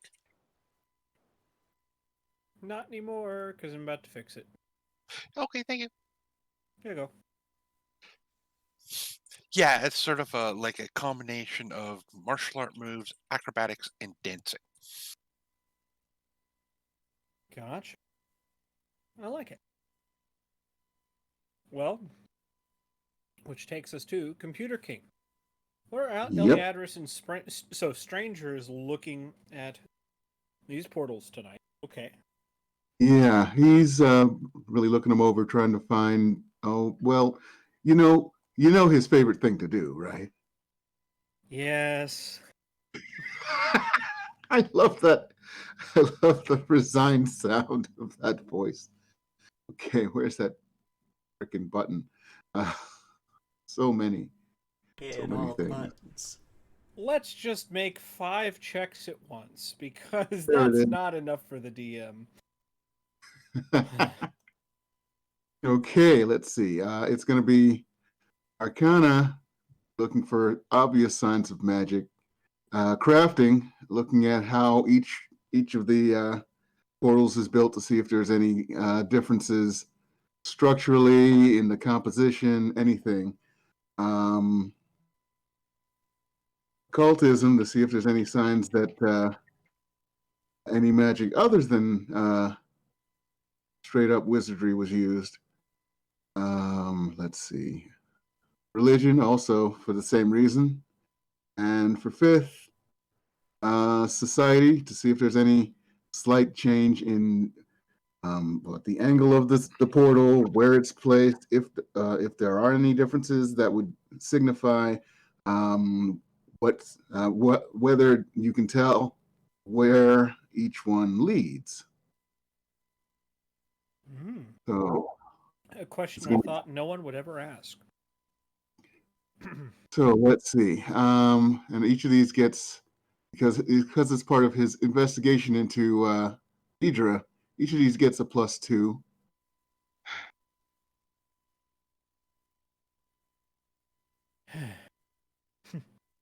Oh, Who died? there you go. Gary. Karen. There we Wow. go. Just kind of took a nosedive, and then it shot right back up. Ah, stock market. I agree. What did? Let's we- see here. Oh, we weren't actually talking about the stock market? No. Oh, okay. You goofball. We love you. Love you too. Anyway. So yeah, when it comes so to I missed. Arcana, Okay. you can tell that there are some dormant sigils on all of the ones that don't have names next to them. They're closed at the moment. But the ones that are open, yeah, they do have. Excuse me. Oh man. Oh, that sucks. It would be. It's odd. It's kind of conjuration, kind of transmutation, kind of illusion, all wrapped up into one. Let's see. Crafting. Obviously these were made by, well, somebody's hands. The crafting is something you haven't seen in a long time. At least you feel like you haven't seen it in a long time. It's definitely not dwarven or elven make. It's just not. It's like human production, but it's a little bit more. Is different. I'm trying to explain it in a way that makes sense.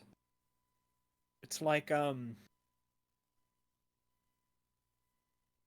it's maybe it came from a different world, like a different timeline or something.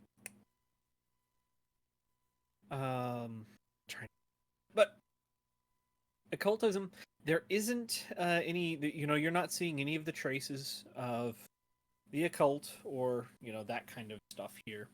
This is very clearly dealing with the arcana. As for religion, it's the same thing. It's not really attached to a deity. It's its purpose is to capture magic itself. And last but not least, society.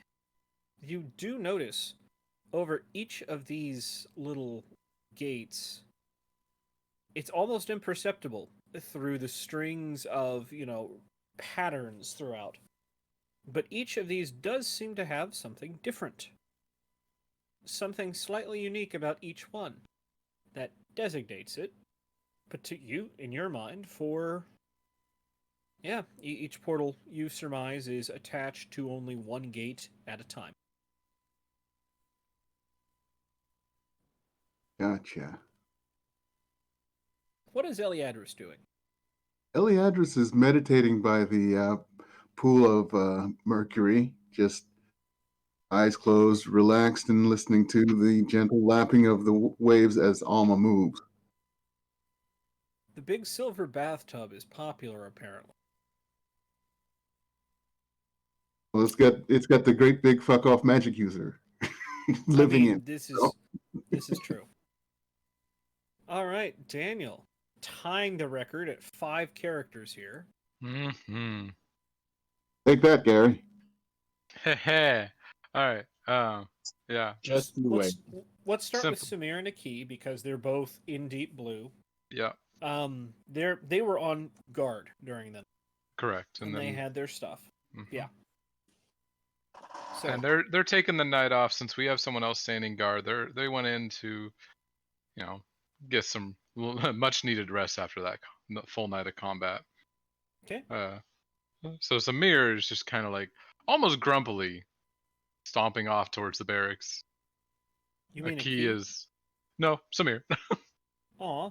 Okay. It's a long night. He was able to maintain his composure for a very long time, but now it's time for bed, and he's a grouchy boy. And like he's actually smiling because he got to have fun. Uh, but he's just kind of standing around for a moment, and then maybe people looking at him are just looking at his back as he's standing, kind of towards all the portals, staring at the main one or the middle one. Then he just shakes awake, and then also turns and goes off to the barracks because he fell asleep standing up. Because he is Alrighty. too exhausted as well after raging that long. Whew. How plead Amar and Silren? Yeesh. Yeesh. Yeesh. All right. Silren stomped off, I think, up the stairs, so he probably probably wandered into the garden as well. The forest, really. I think after a little bit of moment, like after we had our discussion with Alma, and we were all meeting the new people, Amar probably heads off that way too. And anyone in the forest probably sees like Silren just fly off not fly off, just swiftly walk off somewhere in there. Maybe at the tree, maybe hidden by some weird bushes, I don't know. And then Amar eventually comes in and is also walking through the Wait. forest. Is he playing Oscar the Grouch, but in a bush? Pretty much. God. All right. Kirik. I have good news for you, Kirik. Your little ritual that you were putting together for Uraves, Yeah. just about done. Should be ready by morning. Ooh, yeah. It's probably like a candle has to fully burn down to the bottom. Right. We need the wax in a certain Yeah. spot. So he's got that set up. He's just like kind of like, smacks his hands together a couple times. There we go. All right. I need to go spread the news. And so he's Alrighty. wandering around up to probably Urvis to let her know it's ready. But who else? Or did we discuss this with anyone else? Like, I think it was just you two for the moment. okay. Whoa, things are moving around. But yeah, and then probably wanders back into the main chamber because people are dragging mud everywhere, and it needs some cleaning. Well, all right. A whole bunch of people just stomped in from not a burning city, but pretty much a burning city. There's soot everywhere. He's got like one broom sweeping up to the side, and he's sweeping somewhere else. Don't know what you're talking about. It's not the whole city, just wings and things. I know, so I was like, but it might as well be the whole city because it will soon. Team. Fire is a theme in this campaign. Have you noticed? Yeah. So, let's see. Why have I not made a pyromancer yet? What's that? Why have I not made a pyromancer yet? Because you know it'll never be as good as Stacy. That's She's basically already in the Davabar family, so. God, she's so hot. I know. Anyways, Nice. Anyway, I should make a hydromancer instead. the night comes and goes, and morning, although you guys wouldn't necessarily know that, is starting to approach. Is everybody staying in here for the full night that has their token in here? Oh, I need to put my Yes. security out there. Yeah. I think Alright. There's probably a time where Kirik dozes off as the other broom is still sweeping. I can imagine. Yeah. Maybe Alma is in the middle of talking, with somebody here. When one of the portals lights up. It's the one labeled that one there. One of these portals begins to light up, and it slowly shimmers into place. And Eliadris, you would recognize these people. Kirik, you would recognize these people. Would I? Yeah. I Kirik wasn't. knows Lena. Oh yeah, I guess we did spend a little bit of time. That's right. I was like, I want to know Havali. But Elliot, but so you two recognize as this portal, yeah, and so from the other perspective, this portal begins to shimmer, and as it calms, you find yourself looking at, well, it, it looks as if you're looking at a mirror, but instead of yourself right in front, you see this pool, this basin full of quicksilver with a giant figure completely made of quicksilver lazily laying in it as if she's in a swimming pool. This figure, head and shoulders only, is probably, oh gosh, the head alone is about 2 feet. You know, the shoulders add another foot. And as this portal, this portal begins to calm, she turns and looks straight at the mirror. Standing next to her is Eliadris, along with other figures.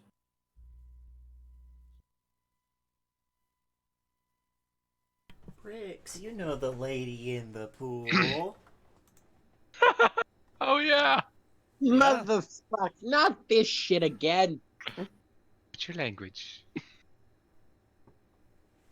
Maybe you see Alma's mouth moving, but you don't hear anything.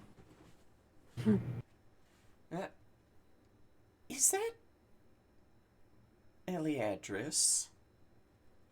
And Kirik. Who?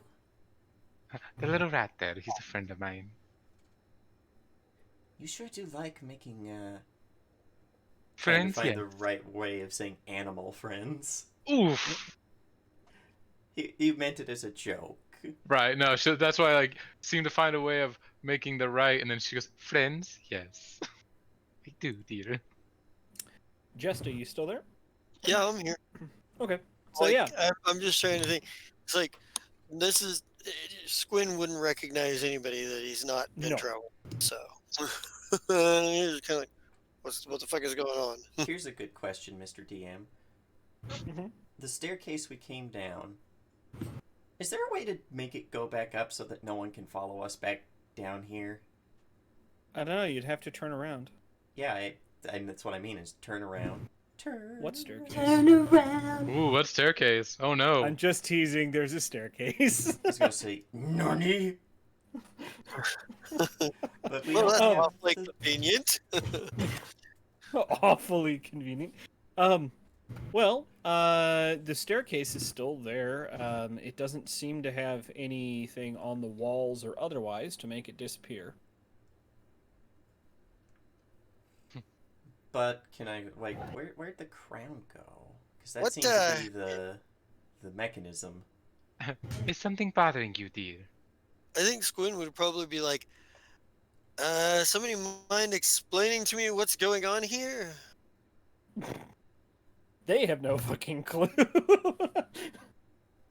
Well, Okay. we took an ancient dwarven crown which opened up something in the heartwood of a now dead tree that was the first tree ever, might I add, and now we're looking at a mirror that's not a mirror.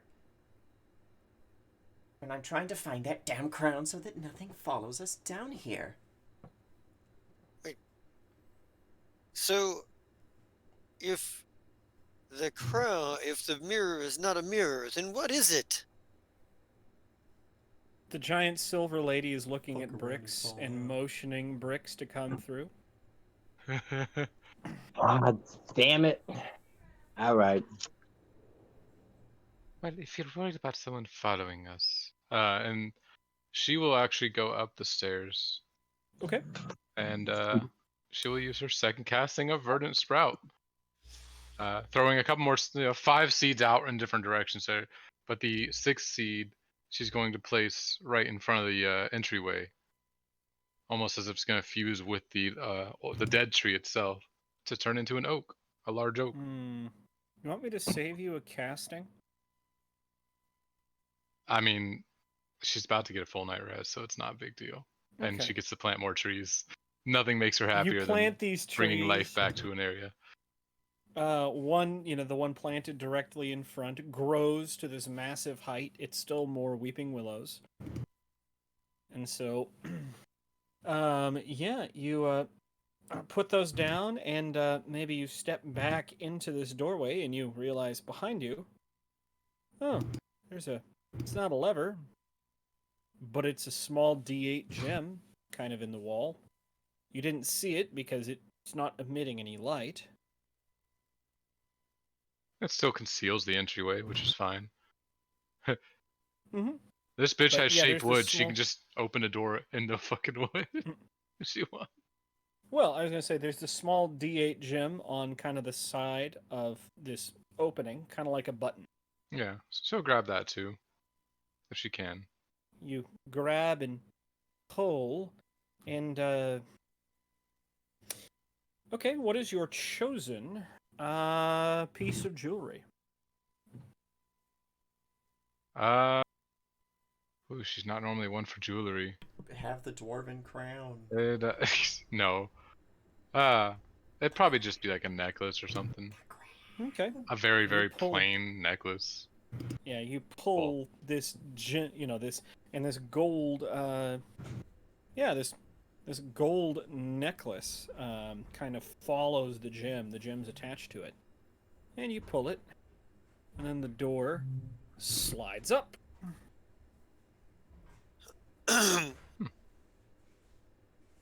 See, I got you. Volley probably Love it. pokes his head into the stairwell and calls up, is everything alright? That sounded Yeah, like... you felt the ground rumbling as this, door. That moves sounded back into like place. bad. She hops her way down. She's like, "It's all good, dear. The door is closed and concealed as well." Well, then, where are we supposed to go? I do believe Phew. through there, looking at the motioning lady to bricks. Yeah. All right, let's go. I thought we were done with portals when we were done with Bob. Yeah, well, that's what you get for thinking. Ain't nobody done with Bob until Bob's done with Bob, and Bob ain't never done with Bob. Someone in this Bob group needs to do the thinking, and it's certainly not going to be you. Bob's a bunch of bullshit. He just ignores it. Yeah, I feel the dungeon master is thinking that maybe, Portal? perhaps, the group is not a huge fan of Bob. I wonder Who why. ever could possibly given you Well, that 'cause idea? there once was a We're dwarf a fan named of Bob. one Bob, not the rest of them. Yeah. Yeah, I think there's a bit of hesitancy here. Not right, like scared, but slight hesitancy to go through. Oh, you get pushed through by Thorn. Oh, I was gonna He say, just kind of Bricks like nudges you forward. it's like, oh well, then I guess it's an adventure then. You're in his way. Bricks. He's just like, Forward But- on then, and he's. I was gonna say Bricks is probably the first through the portal. yeah. Stepping through this portal, it's like stepping through a wall of water. Yeah. And you step through, and immediately, maybe you catch the tail end bricks of, "Hello there, welcome back." Yeah. Hi, definitely. it's nice to see you again. It's nice to see you again. And I was really hoping I was done with this. Well, I'm glad we could at least Huh? meet under better circumstances. Honestly, yeah, that's fair. Last time was a whole lot less, I'll say fun. It's good to She see you shrugs. both again. Yeah, How you doing, Ignatius? And you Volley brought throws me- out his arms and it's like, Eliadris, friend! It's good to see you as well. Are you the only one of our merry little band? No, there are more about. I think many of them went, looked at the deep blue gate into that portal in order to deal with some sort of crisis in a town. A frozen town, by the way. It's very cold. I didn't quite like it. You can tell from obvious reasons. He gestures to the fact that just wears robes. Yeah, Vali gestures down to the fact that he dresses like a fucking belly dancer and is like, don't think I'll be going. I think after a couple minutes of this, Quinn kind of like realizing that he's sort of overlooked and nobody has answered his most salient question, jumps up on the nearest table, making a huge spectacle of himself, and says, "Hey, hark! I am Squin, the daring of doing and the doing of daring. And I have questioned that no one seems to have answered. So, What all right. exactly is going on here?" And people Okay. call me extra. So, so the only ledge that you can get yourself leverage on is the edge of this basin. This is a blank room. So as you jump up on this ledge to get people's attention, Yeah. maybe Alma rises to her full height. She's probably, well, to everybody else looking, she's able to draw herself to about 12 feet before she's gonna hit her head on the ceiling. So she stops just a moment below, looking down. My good sir, if you would be so patient as to let... hold on. If you would be so kind, I may have an explanation for you. Aha! Someone with answers. Turn around, see this 12-foot tall lady in, completely made of quicksilver. She's in this sparkling kind of, it's a dress. It's hard to tell where the dress ends, the person begins. For a moment, she works her way back down to about your height, leaning on the edge as if it's a pool or a tub. You are interested in this place. Well, I should be able to enlighten you on at least a small amount. This is, as has been coined by this group, the Silver Spire. A lovely little place in the middle of nowhere, quite literally. And, well, this group here, they are, oh, she kind of looks at Eliadris. I forget what your current objectives are, but, this group is, currently working here to, She kind of nods. I seem to forget why you're here.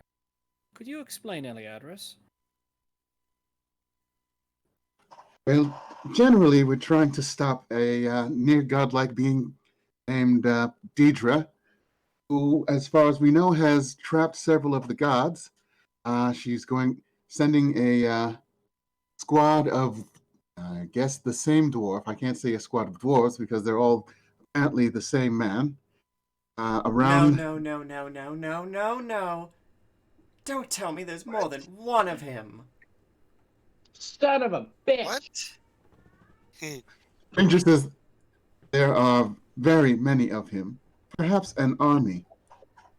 So this guy who looks like a statue, but he's got like circuitry patterns on him, and he's wearing a toga. Where's the nearest toilet? I'm gonna throw up.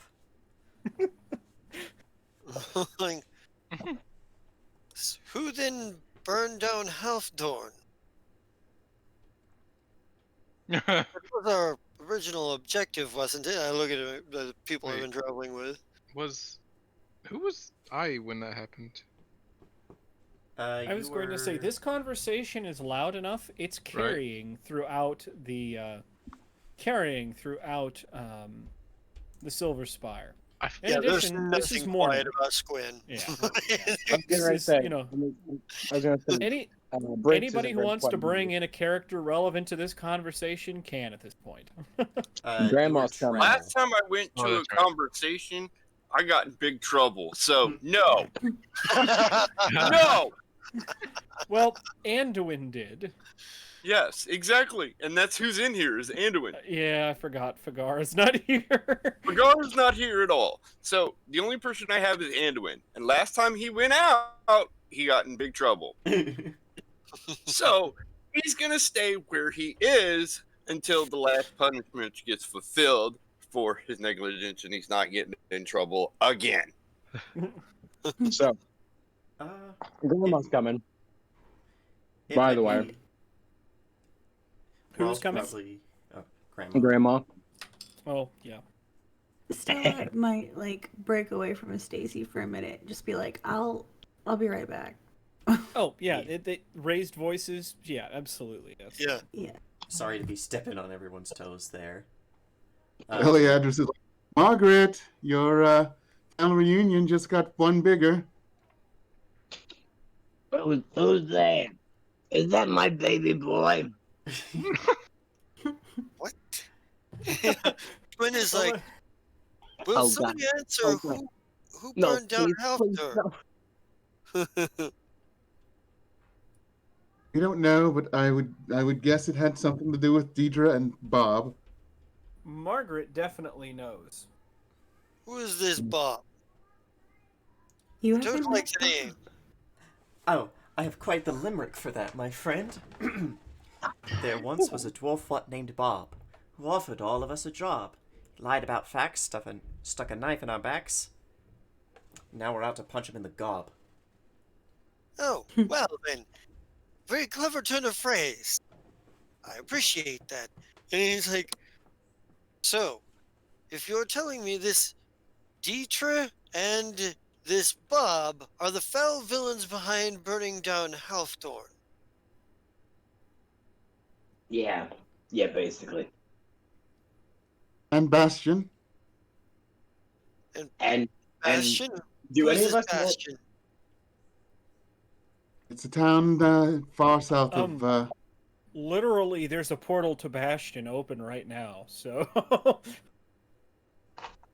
If you'd Yeah. like to look, it's over here. That one, it's through that one.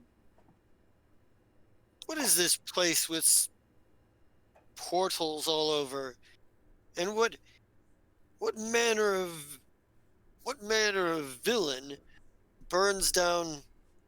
And if so, you're saying this Bastion place is another village that has been burned down? I would be careful. I would be careful calling it a village. The former deposed queen of that town, or the capital of the human empire, as she might like to call it, is well, she's not around here, but she was. Who was that? Kikimora. Oh. She was on the ship with you guys, Yep. and then she got kidnapped. Yep. And you guys have like her hand somewhere around here. What did Maybe. you guys do with those, by the way? Keep them away box from of- Rocklana. Margaret still has them. You didn't feed them to Rocklana, did you? No. Margaret still has them. Okay. Has anybody gentle reposed them or no? Samir does would anyone have have that? if asked, but Yeah, I she'd don't probably do her best to make sure that those got gentle reposed. know. Anyways, This actually might be the time that like Raw kind of still stuck in his own head about what he was thinking about comes down the stairs, and he looks over, does a double take when he sees Havali, and like just runs across the room and like throws himself into a hug against him. It's like, Havali, oh, you're okay. And Havali's just like, what? Who is this? But oh yeah, forgot about that. You're never gonna believe it. Your boy got a real. Yeah, he's a real boy now. yeah, he pauses and like considers what that means while Raw's still just hugging him. And then he's like, "Oh, you're a lot darker than I remember you, and you're a lot taller too." Yeah, he died a little bit. Yeah.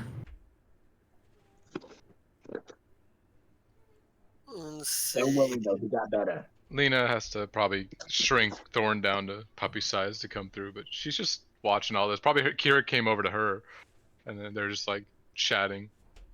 Like, Oh yeah. So, Fate Band in down all of the the island. in all of the excitement, has anyone answered question posed by Justice character? say it again.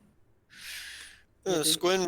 Yeah, Squin's basically his line of questioning has been sort of trying to figure it out. What little he pieced together from what you guys have told him, like everybody's conversations, is that there's somebody named Deetra and somebody named Bob. Bob apparently stabbed people in the back. Deetra and Bob potentially villains that burned down Half Dorn, and this You know place is what? a place of like of portals. That's all he's managed to put Yeah. together. Elliot And he's Here's- trying to mentioned. figure out like Perfect. what is the actual overall mission, because it's been referenced and people have been Um, like, oh, I forget why you guys are here. Why are you guys here? Well, let's talk about this thing and this thing. No one has explained exactly what the mission is here. We're all It's- kind of a hot mess right Yeah. We're now. herding cats at the moment because characters haven't seen characters forever. Right. Yeah. No, actually, as you asked that, Keurig looks around. He's like, I'm going to be doing this a lot. And he's going to walk up to you, little rat guy. He's a dark brown, but it's almost black, but it's brown rat folk. Well clean. He was holding a broom made out of shadows before it just dissipated when everything started going down. And he walks up to you. He's like, it might be better if I just show you. And he'll reach out a hand to like towards your forehead if you'll let him. Yeah, Squin kind of like draws back. He's not sure what you're doing. He's like, "Oh, there. What are you about there, sir?" Oh, I'm going to show you everything that's happened up until now. It's a lot faster, and then we can explain out a character. It makes it so much easier. Imagine having a spell that's just plot dumping at someone. It is. It I is. love it. Are you talking Plot about dump joint spell. I Yes, cast good spell. exposition dump. Yes. Is that what we're doing here? Yeah. That's what we're doing. Basically, it's a At this- Vulcan mind meld. At Right. this point, it would take to explain what's going on in under half an hour is probably going to require it. Exactly. That's why Kirik's like, I'm going to have to get used to this as people come and go. Just, It's like, what is this place? Come here, come here. Touch forehead. See, and it's a whole lot faster because once the out of character person knows, then you just Right. touch the forehead, and it's just Yes, all. exactly. And so now we can explain it from a out of character point of view, and then his character can have any more questions at that point. It's great. So now we can I catch agree. Jesta up if he lets me Alright. touch his forehead. well, I think you're gonna have to explain. I'm casting a spell. Oh, to right, him, yeah, 'cause no, he he's has like- no idea. As far as he knows, you're just trying to poke him in the eye. He's Oh yeah, like, no, he's like, "No." I'm going to cast a spell to show you the events leading up until now. There's a spell that does that. Oh yes, there's so many spells that involve the mind. Mhm. That's not creepy. In the corner of the room is this drooling man. He's yeah, Shit, he's I forgot about him. Who's the Feeble- drooling man? I feeble-minded a guy that was trying to kill us because he hit me, Oh, so I shit. feeble-minded him permanently. So he just Oh, I shit. carry him around essentially. Oh my god. God. So when Stella hears you be creepy, she does giggle. She's just like, I can't wait to see this. It's just God. join pass, nothing harmful. No. oh god. Kirik's spell list is pretty much all mental spells, from mind reading to mind link to sleep to freaking On murder. yeah, My murder. modify memory, spiritual amnesis, mind probe, subconscious suggestion, feeble mind. Jesus, why do I simply already just feel creepy being around a You That's should. that is creepy. Yes. like, it's like we have our own fucking guy who just like erases your memories and changes your mind. It just, he can. We have our Charles Xavier on. Oh, We yes. have our tennis. Fuck. Just no. wait until you see Stella and Grandma team up. That shit's fucking wild. But yeah, essentially exposition dump. Yeah, I think maybe there's that point where Squid notices the drooling man where you possibly have a chance to touch him before he's like, oh shit. He's like that moment where he sees the drooling guy in the corner. He's like, wait, what? And then finger on forehead. Like, oh no!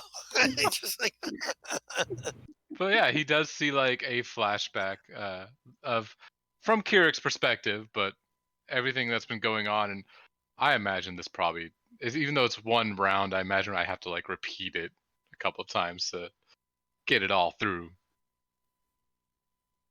right. But So, who's going to do the explaining out of character here? Yeah. I suppose since it's Daniel's perspective, Yeah. it's Daniel, right? So some of it's not. Some of it's from Kirik's perspective of being told from another person's mind. So it's a little wonky, but it all leads up to this. Once upon a time, a bunch of people were pulled into a room with a man named Bob, and he was like, "Oh, I brought you all here for a mission." And we're like, "Who are you?" And some of us were like, "Wait, I think I've worked with you in the past." Yeah, okay, sure. And then they went to go rob a basilica in Bastion, right? Yeah, Bastion. A huge basilica devoted to literally material wealth. Yep. Like, I don't even think it was Calistrate. devoted to Calistrate material wealth. Which inside it was a non-magic zone, so we couldn't use magic inside, and there was a gemstone that we were stealing. So we get in there, and we get through the entire basilica. We get to that gemstone, and at that point, we had already learned that Bob's wife was reborn again as, was she the queen? Yes. Yeah, as the queen. The queen's best friend was Alice, the thief boss that we were working with, and or sister. But oh god, I'm having trouble. Sorry. It's so It's there's with they've all existed multiple times in our history. You'll notice that too. Like the queen was also like 3 other people. Grelka, there's some woman named Grelka with a mask. You're like, who the fuck is this? But you keep seeing her in all these different stories. Time is fucking weird. Time right is now. fucky wucky. And so, My anyways, we get. recommendation to make this shorter. Yeah, I'm speeding up. He wants to know who Deidre is and Yes. who Bob is. I would just This just is where focus on that. it shows Well, Bob betraying the party. He evaporates half of us, and then that's when we learn that there's a Deidre and an Alma. Alma is a silver lady. Deidre is evil lady. They were from the world, pretty much Earth, with the Winds of Magic though, and the Winds of Magic were getting crazy, and so they were trying to control them, so they could harness themselves. They fucked it up. No, broke Alma things- didn't want to. Yeah, Alma Alma didn't want thought to. that Sorry. Deidre was Deidre like, was crazy trying for to do that. Yeah, and then Deidre was like, "Fuck you, Alma," and then turned her into Quicksilver. And locked her in this part of the spire. So Deidre was like, I'm gonna harness the winds of magic, and then broke the world. She was like, oh shit, I'm taking my people, and they came to Kosmos, or to this planet. And that was a long time ago. So now humans have intermingled. They're all over the place. Most of them don't even remember that past. There are, those that still follow Deidre. Deidre, big, bad, evil, godlike entity that lives But in a not castle. yet a god. Yeah, lives in a castle that we are currently residing in because it's a locked-in area. She can't get in here because she warded it off herself like a dumbass. Lives in this castle, is trying to control everything and destroy the world and bring it back to her version of perfection. And Fucky she's wucky shit. trying to complete the Starstone challenge Yes, to to become the ascend god. to godhood. But And she's using the soul gems to do it. well, the soul gems are her.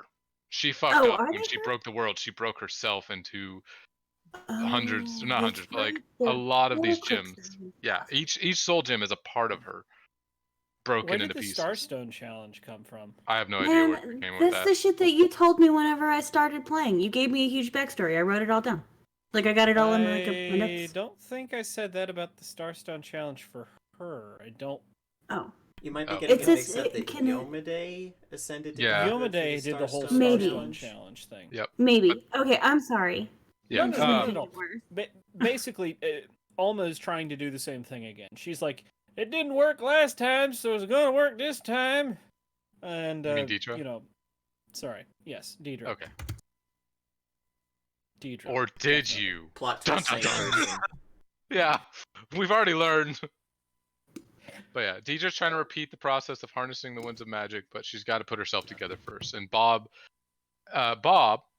from this world, but also a lot of other realities, because Deidre exists across realities.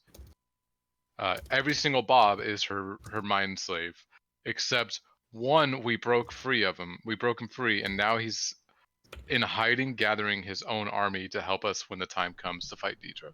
So there's one good Bob out there, but the rest bad. Grelka's bad. We learned that very recently. The Grelkas are actually bad. Do not trust a Grelka. Kill all Grelkas on sight if you can. Also, Well, Bob's motivation is he wants to save his friends, which totally aren't characters of me and Mike's creation from the first campaign where we met Gunner at all. We haven't had to deal with Bob's bullshit before. Oh, Except he was in our party.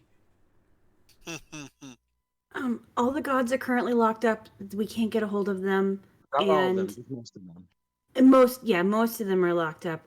And yeah, it's we're trying to break them out so that they can come back and do their godly things. Okay. So actually, depending on who you worship, you might actually have a god that's not on lock right now. Ooh. Yeah. So basically, the overall mission could be said to be to stop Dietrich and from gathering herself together and ascending to godhood, Correct. and stopping Bob in the process as well. One key But- piece that was left out that so Yeah. your character doesn't know, but you should know. Val is a teenage girl that travels with us. She was a little girl, then she got aged. Is one of the soul gems, Okay. but that was Uh, left out from the story because he doesn't want you to be like, oh, then we should destroy her. Right, don't kill Well- Val, we'll kill you. Well, Speaking there's- speaking of Val, That's a very fast way to get eaten. you are so you've done this. Maybe you're still processing what exactly the hell just happened. Well, two, I'm getting the sense that also that everybody has different ideas about how to go about this, and not everybody is exactly on the same page. Just from, if not from the if not from cast exposition dump, at least from the fact that everybody's kind of like wheels turning in different directions, trying to 100%. get a Yeah. verbal conversation. So it's like, there's probably a moment where it's like, the great injustices. These injustices must not be allowed to stand. This evil must be opposed. We must stop this, Dietrich. You showed him the turkey leg, didn't you? I agree, buddy. Oh God. Turkey. He just looks at you like, turkey leg indeed. But before great deeds must be done, drinks must be drank. There's Cheer like a- must be shared. Bonds must be made. There's a Naps moment must be had. like the camera's looking at Kirik, back face to the camera while he's facing Squin. Kirik turns to the party. He's like, "Oh, I like this one." Very simple-minded, and like, you have a task, you're gonna do it. Like, oh, perfect. Despite swashbucklers are very intelligent, so. Yeah. He's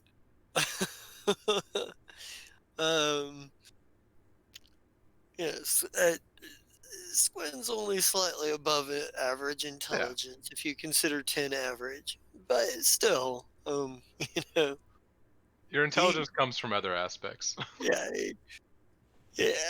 he's agile, hardy, charismatic, and you Yep. know, a little stronger than he looks. But as far as wisdom and intelligence, he's a little bit above the average. I would argue charisma is a type of intelligence. Do we Do we want to describe our characters to Jesta as well? Oh boy. I know. Do we have Be here for a pictures? while. Let's do pictures. Like we can just drag them out. I was gonna say, I mean, on And a he can case by piece case together. basis is who I'm dealing with. You may have to remind Right. me like races and classes and stuff till I get used Yeah. to the many multitudes of characters. There are This a is gonna be lot of characters I here. I see this. Buddy, I'm gonna make it really easy for you. If you're dealing with me, there's at least one gnome sorcerer in the party. Let's make it easier. If you're dealing with Gary, oh god, Silver's huge. Jesus. If you're dealing with Gary, he's some kind of aberration mixed with something. He's fucky wucky. I fucked everything family. I I I no still idea tend how to like to know what particular type. That's may Everything. occasionally be So, important. Briggs is undead bloodline. Margaret is demonic bloodline. Now, the beautiful thing, and here's one of the things that I like to praise about Pathfinder is that while they are the same class and race, they Mhm. play nowhere near the same at all whatsoever, and I love it. Right. So, yeah. Grandma's a melee sork. I just dragged Yeah, out all the really. people that Yeah, are in the. same. I dragged out all my characters that are here right There now. we go. Oh, let me drag mine out. That way you have some pictures. We have I'm a just doing the fucking ones company. in the spire. Yeah, just doing the ones in the Yeah. spire because that's just gonna Yeah. be easiest. Are we dog Stella's- company? Oh. Company. Because we have Thorn. Yes. Yes, we are. Oh right, Thorn should be out here. Thorn's important. I love Thorn. So Stella Whatever y'all is feel you need to do. Stella's an elf duskwalker. She's older than dirt, and she's got blue skin. And her girlfriend is Stacy, a fire elemental. And when they stand beside each other, it looks like fire and ice, and it's adorable. I love them. You heard it here first, folks. Okay. Yeah. Now my Now character's we there. just you need can a just browse. dragon. Oh wait, we do have a dragon. Yeah, you have a Holy dragon. shit! I've got a pseudo dragon. His name is Zephyr. He's adorable. Oh, I thought you meant a key. I was like, well, I mean, a key is a dragon, but I don't think he's part of that band. No, I've got a he's not a pet. He's a friend. So, all my characters over here, we got Rawl, who is also, he's a human duskwalker. Dark ash, black skin, white hair. He's got what looks like alchemical tattoos all over his body, but they're actually just part of his skin because he's an alchemist. Don't ask. Lady Uravas, who is an elven champion. Faye Sinlay, who is a sprite druid. Will Valiant, or what was his last name? It's only my character. It's not like I should know or anything. Gallant. Gallant. Will Gallant, who is a Grimspawn tiefling, so not the spawn of a demon, a daemon, and a human, who is a monk, but he is a archer / sword monk, and Tricket Goodmoney, who is a goblin cleric.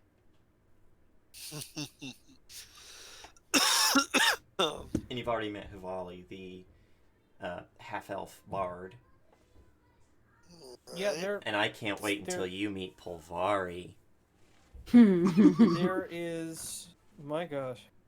Just And then thinking there's- about, because then I'm looking at all the NPCs and I'm like, we'll There's a- just as they become relevant. How's that Do sound? what I do and have a master list that you give the players and just be like, Love here are the fuckers. Right? I was gonna say it's just a Right. fucking like master list. Like these are the characters. This is their race and their class. And Some Yeah, I've got- Elliot is elf monk. He's a really plain-looking elf, which means he's still prettier than prettiest human. But he's got monk's robes on, and from what you can see of his torso, it's all tattooed with writing. And then you have 57 Rang 3R, but you can call me Stranger. And he's an android. He sort of looks like a statue with a living statue with circuitry patterns tattooed on him, but those aren't tattoos. And that's my stuff, at least the ones in here. I forgot to include, I also have a half-orc barbarian named Leto, and she's just a big tank. Like, she's just a big green tank, and I made her so I didn't have to talk a whole lot when I used her. Sticks and stones may break Leto's bones, but when Pulvari calls her a bitch, it hurts. I mean, just a little, but that's the only time it hurts. There, look, I filled out a little area. You can just That's zoom why in. Leto is here and not with that party, because Pulvari called her a bitch. Did she really? I didn't even Yes. know. What did Leto Indirectly, do? she called her a bitch. What the fuck did Leto do? That bitch is just a big fucking brick wall. She didn't do much of anything. She was calling everybody a bitch at the time. Oh, okay. Okay. Yeah, I think she just got mad at General and was just pointing at everyone in the party and calling them a bitch. Yeah. Oh, wow. And Leto's like, I'm not a bitch. I mean, Hey, she's not. She's an orc. Pulvari has a whole thing, a feat about an ancestral hatred for orcs. The fact that she even talks to you is probably a big deal. She took a feat to be racist. Oh my god. Yeah, well, here's the thing. If we ever fight orcs, she gets mega bonuses to fighting them. Well, Reroll shit against them. She picked feats to be racist. That's agree. Terrible. So what's like being a dwarf? Kind of racist. I agree. Angry little Klingons. That's going in I the have book. Normal Klingons tend to be angry too, so it should be little Klingons with less forehead ridges. But much better facial hair. Yes. Are we doing I don't all of know, our characters, or just the ones that are in here right now? Just the ones that are in here right now is what we're dealing with. We'll bring in the others later, because The others. All right. just so Are my we goal doing? in this is to have a character for every single class. He's That- not quite there yet. That doesn't surprise me. I'm though. over halfway there. I'd say I'm already halfway there. God. So, yes. Well, are there any other questions that Squin or Justa has at this moment in time? Because this train is a rolling and it ain't gonna stop. Yeah. I put short, just like Wouldn't 1-2 word that be- descriptions and their names up by my guys, and you can look at them anytime. I'm good. Like I say, I'd put Squin on the board, but I can't seem to get his avatar to go I on the can't board. get Leto to go on there either. It's fine. Your picture is Leto right now. Mm-hmm. So I see Squin. You just grab them by the name and drag. I did, and it said that it wanted to, but then it never got. there we there. go. Yeah, he was just down below. Although the picture is not going to do him justice because it's the closest I could get. But in fucking, he typically wears like a big wide brimmed hat and much more mismatched clothing in terms of color. Perfect. All right, So- choo choo, let's go. Yeah, I think Squin's basically like, where exactly is the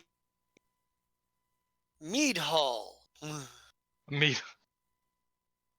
Or Oh, he the thinks we have meat. tavern, or Well, right now, the kitchen, she Alright. says, pointing up towards the door to the kitchen, is where most people tend to go. I'm not exactly sure how much food there is at the moment. food. Leto. I was looking for ale. I imagine And he there's a pulls few a bottles tankard. of that still. Yeah, he pulls a mug like out of his pack. He's like, Yeah. he's like, we must drink together to forge bonds. And he goes, well, which way is the kitchen? Yeah, she'd point up towards the area labeled. As he's starting to talk about wanting meat and anything, the door to the stockroom slowly opens. And another goblin in a big red hat peeks his beady little red eyes out and goes, "Someone want do goodly buy?" It is time to drink and forge bonds. Who are you, friend? Me am Trickick Good Money, goodliest of goblins. Me am here for to do goodly trade with friend Goblin. Well, I am Squid. I was gonna say, Squint. Yeah. This goblin talks weird. Yeah, I'm it not was just entirely like, sure you've ever heard anyone talk like this before. it's just like, it's just kind of like, and yeah, he's probably looking at you funny, but at the moment he's too polite to say much of anything about it. He does consider himself to be refined, although that's, you take that how you want. But he's like, well, he says, well, Trickic, then I say we drink. I am Squin, the daring of doing and the doing of daring, or the darer Trick- of doing, Trickic? doer of daring. Trickic? This guy talks weird. You're not sure you've ever heard a goblin talk like him. Yeah, he's slowly nodding. It's just like,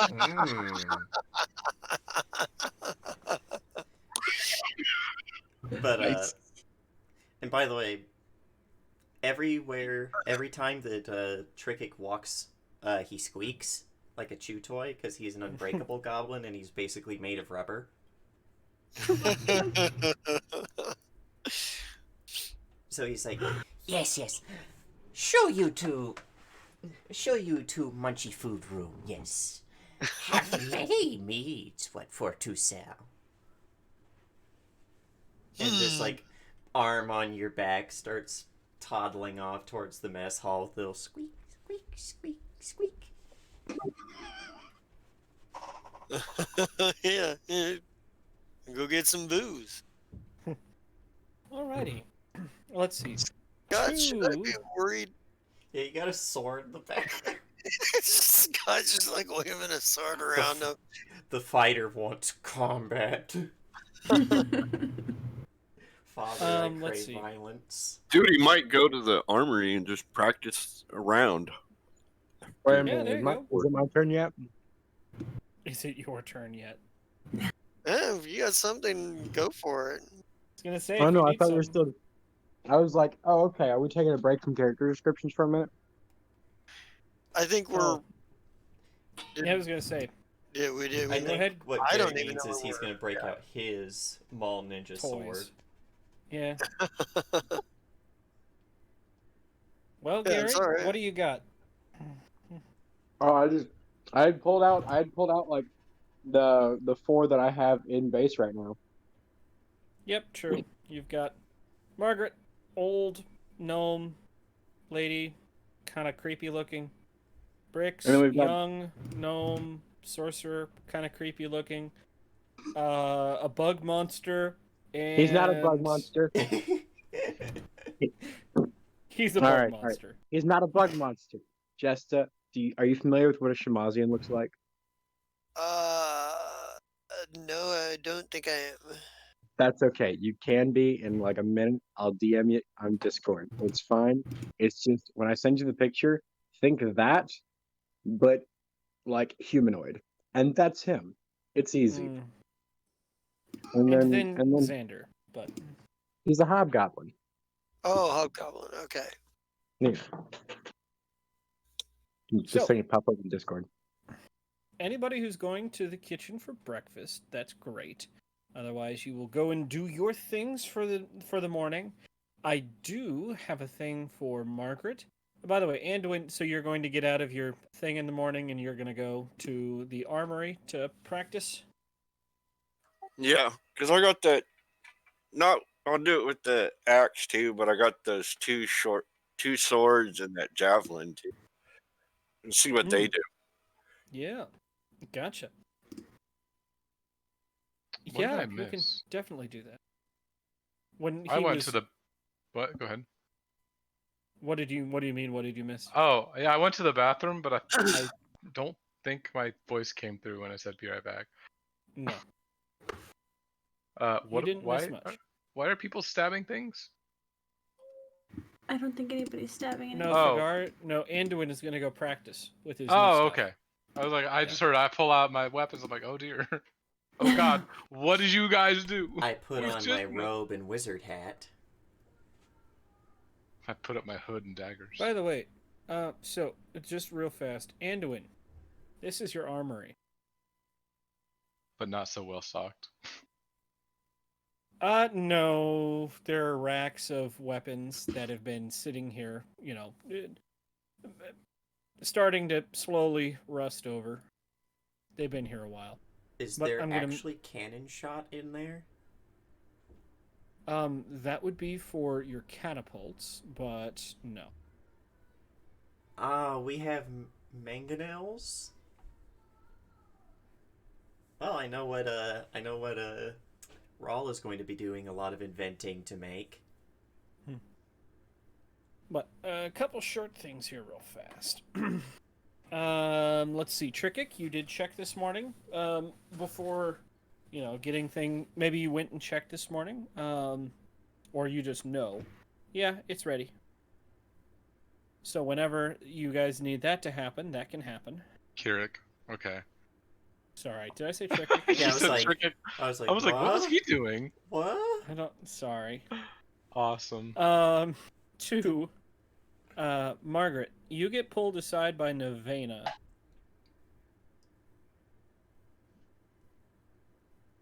Alrighty. She's probably, she's significantly calmer today, but she is a little bit stressed. Yeah.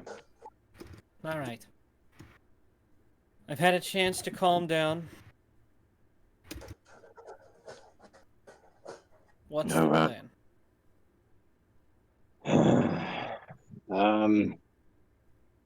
Well, there were a couple options here. We've got some business to take care of. And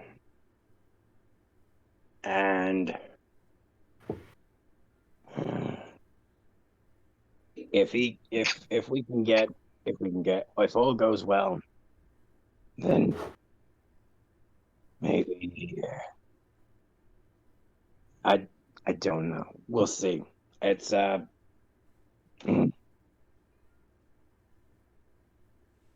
Look, too much thinking last night got me nowhere. I'm gonna be real with you.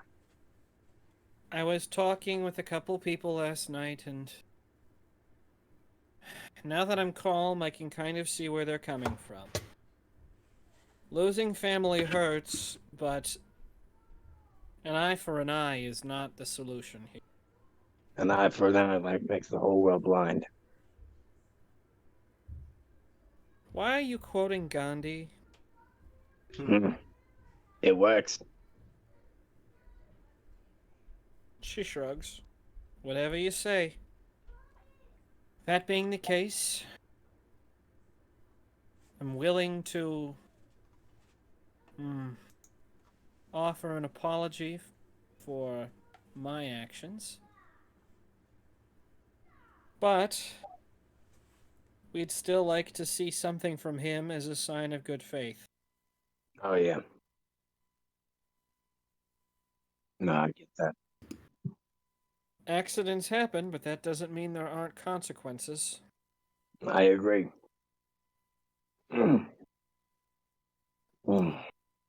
Maybe he can. I think when we do go to take care of the Hell Knights and by proxy, Delbrook and Maggot. He's definitely gonna have to be there. Of course, I'd expect nothing less. I would say we'd go with you, but you know we're not fighters. It's okay. I always like it when the odds are stacked against me anyway. Don't need to be a fighter to soak up ammunition. Yikes! Wow, James. Yiggity, You don't need. It's not required that you know how to fight. It's only required that you're there to, get injured and die, while we do all the work. Hey, look, So, buddy. have For you been you. reading Murphy's laws of combat, sir? Yeah. No, gonna I just say- think I was taking a very Soviet approach to this. Well, Murphy's law of combat, I don't remember which rule it is, but the rule is stay close to your allies. They give your enemies something else to shoot at. Yeah. Hmm. By the way, Jess, did you get that picture I sent you? Yes. All right. That's- Also, by the way, guys, that's my daughter you're talking about. Moving on. That is very true. That is family. Do you That think That's she can my take daughter. 4 or 5 arrows? Yikes. I think the answer is just more arrow. Mhm. Yikes.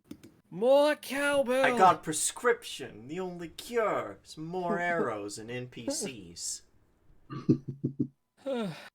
Anyways, yeah. Let's see. Oh, well, I guess, okay, so you guys have moved into the kitchen, and this is probably where you do get to meet Val. Actually, the picture is no longer relevant because that was Val as, like, 8. She used to be like that, but she got very baby. big very quickly. So you do see this, young lady in what you can only assume is she tried to make herself a is it called a smock? Like an No, Apron? apron? stupid. Apron, thank you. Not a smock. Smock is for something else. But yeah, For painting. Yep. It looks like she's tried to make herself an apron. It doesn't look like it worked very well. But she's in this kind of, I don't know, it's a kind of a girlish pink dress. Looks looks well tailored. I'm saying this because you're my fashion guy and now I get to learn how to do that for you. She's working on what seems to be bread this morning. It's not going too well. It doesn't look like it's rising. But unleavened bread, who cares, right? Hmm. But on the thick and doughy. Ugh. oh, It's she'd bake focaccia. it long enough. I was Just thinking get like some pita. It'll be all right.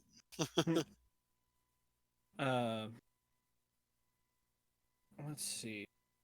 But there is there's a lot of food left out on the table from last night because you guys didn't put it up. You can see what's left of some cured meats, laying out some cheeses, fruits, and a couple bottles of wine, some brandy, some ale. As a matter of fact, there is a couple of casks of, well, you're not exactly sure what, but there is Amontillado? no. No Amontillado. Oh, actually, Wait a minute. There's no Amontillado here.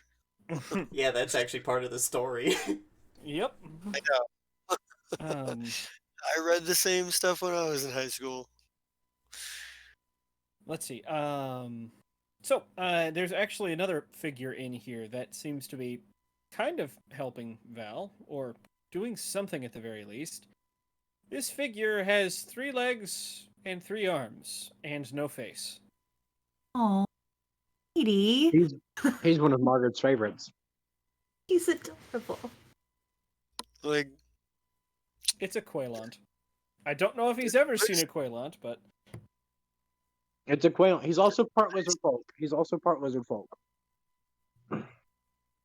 this That's worse. this place gets stranger all the time. Have you seen the moon? I haven't been outside since we were in Halfdorn. Oh, well, if you get some time, you should visit the garden. It's an observatory. And you can go stare at the moon and then think about your life. Because that's what I do. He goes, who has time for such pondering?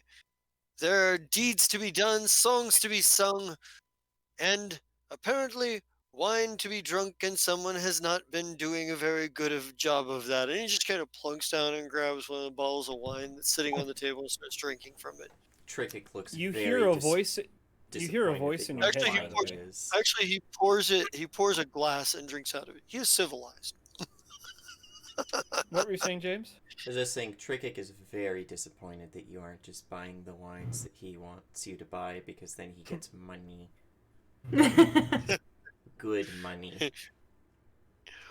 Well, he may be a swashbuckler and he may be civilized, but he is still an iron gut goblin. And his sense of what is spoiled or no longer good to eat or drink doesn't exactly exist the same way it normally would for most people. He sees Yeah. a bottle of wine, it's not really going to bother him a whole lot that it's been sitting out. He's just going Nah. to drink it.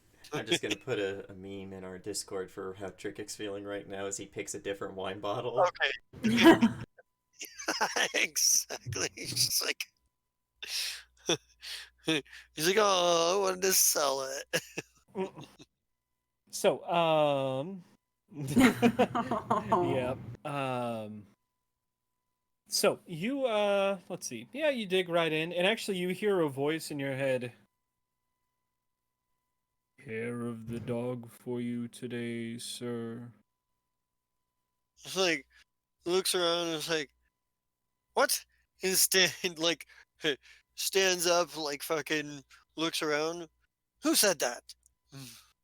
A hand shifts in a waving motion from the Quailant. I'm sorry, sir. Sometimes I'm not able to get people's attention easily. Yes, well, Ironic. I suppose not having a face might make that harder. How are you talking? Some people call it telepathy. I simply think of it as talking to your mind instead of your face. That's right. Does everyone around here communicate through spells and minds? Well, anybody gonna answer him? Most of them. Yes. Eliadris uses his message power that he has. Oh my And god. some of us speak in whispers. Like, where's the fun in all of that? Where's the laughter, the song, the joy? And he's like, he pours like another glass of like, and he's not going and getting clean glasses, just picking the ones off the table. Pours another glass of wine, and goes to hand it to Trickik, and goes to and pours another one and goes to like he pours two extra glasses, and one he tries to give to Trickik, and one he's going to try to give to the faceless person who's trying to talk to his mind. The And he's like, songs, oh wait, you can't drink, you don't have a mouth. the joy, the fun. He points to Havali. You brought it with you. Ah, Are a you song asking then. me to dance? I'm saying perhaps a song to lift the spirits, a song of portent of deeds past and deeds to come. Oh, I'm not exactly a singer or songwriter, but I can dance, and he will do a performance for everybody. Oh, it's a good one. It's a very good one. This, you can tell that this is someone who has, from a very early age, been trained in all sorts of very exotic dances. In fact, he draws two kamas, the weapons, and is dancing with them in a sort of not gun kata, but if they were guns, it'd be gun kata sort of thing. Right. Very elaborate, and he will toss them up into the air, and as they come down, he'll twist the grips the grips about on his wrist so that they spin around. What is Hivali's race? He's a half elf. Half elf. Okay. And he's dressed very much like what we would consider a belly dancer. He's got a drape over his head with a veil that he now has unclipped so that his face is visible. Barely anything on his chest other than all of these golden and silver and jeweled bangles and wristlets and all sorts of things. The long, puffy pants. I love it. I love it so much. Blade dancing, very much in common with mini sword fighting styles.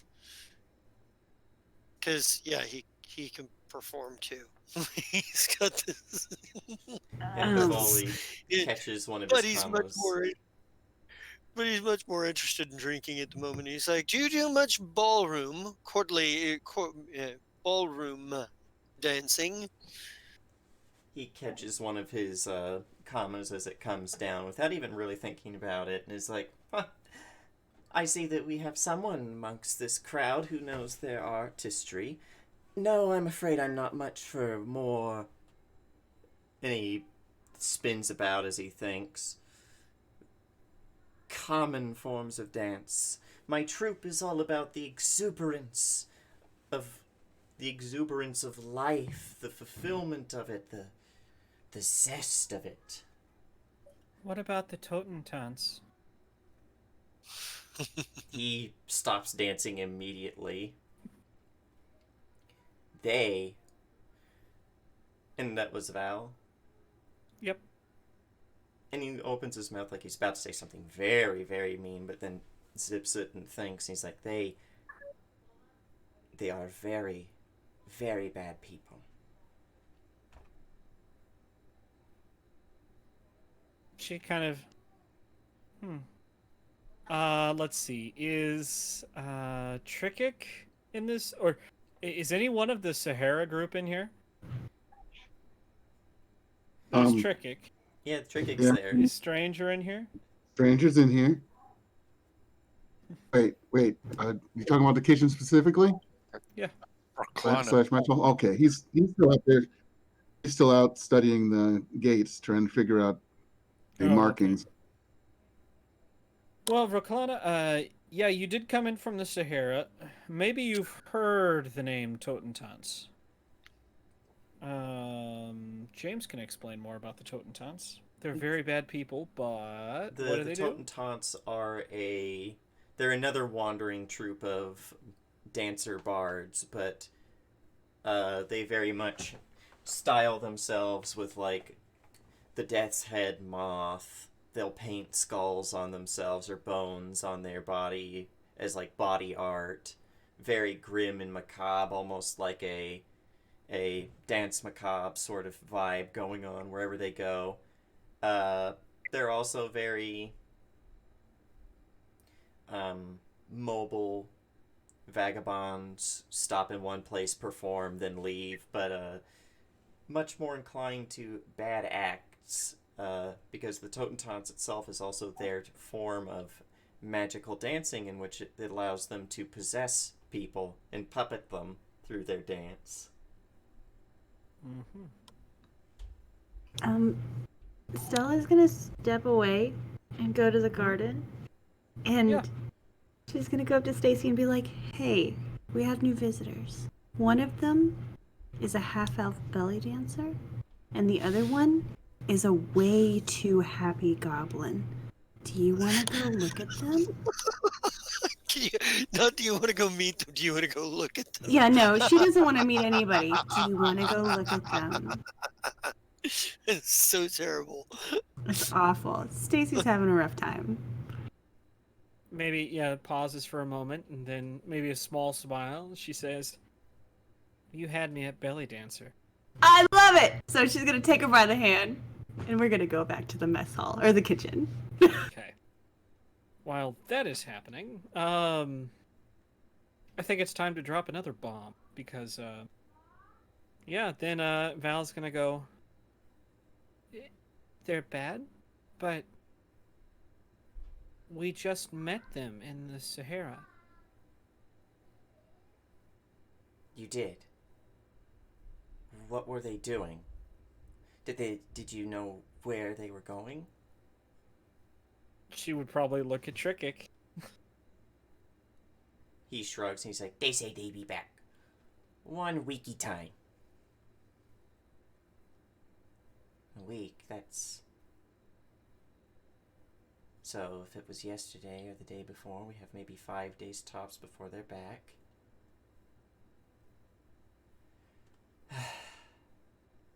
And he's just looking thoughtful. Like, what to do in this situation. Right. Val knows how to suck the air out of a room, I guess. Oh, sweet baby Val. About this point, yeah. Yeah, Squin, there's yet another person. I was gonna say oddity, but no person that is around here. Yeah, there's what looks to be a lady on fire. Doesn't seem to be bothering her much.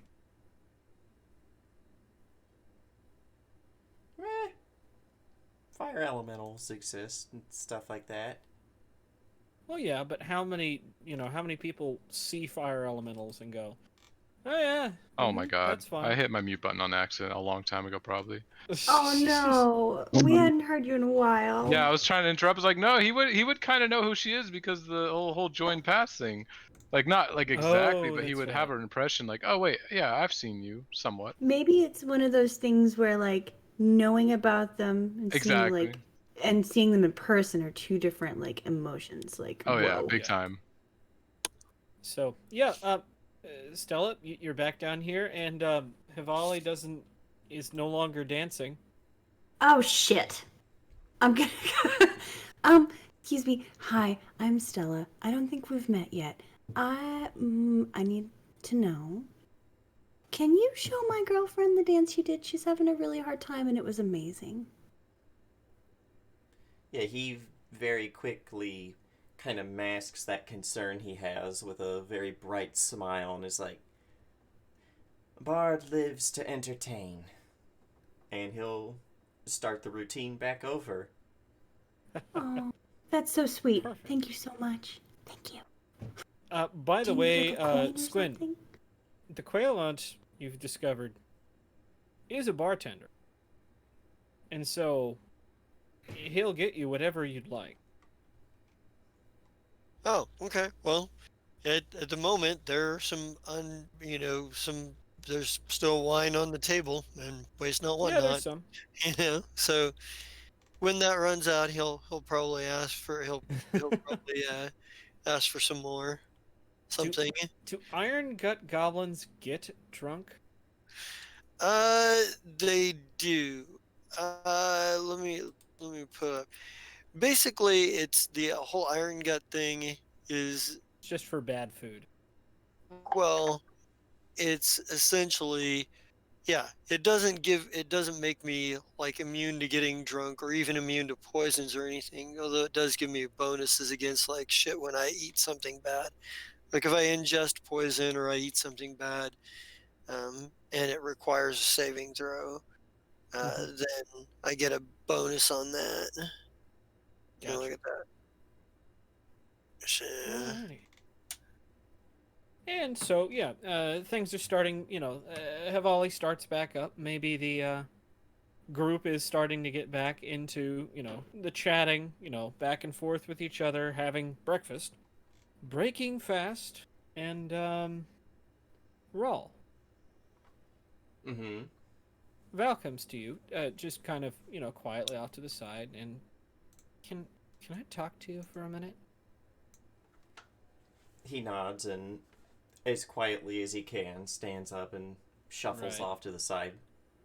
I don't imagine too many people are, paying attention. If they see you get up, it's...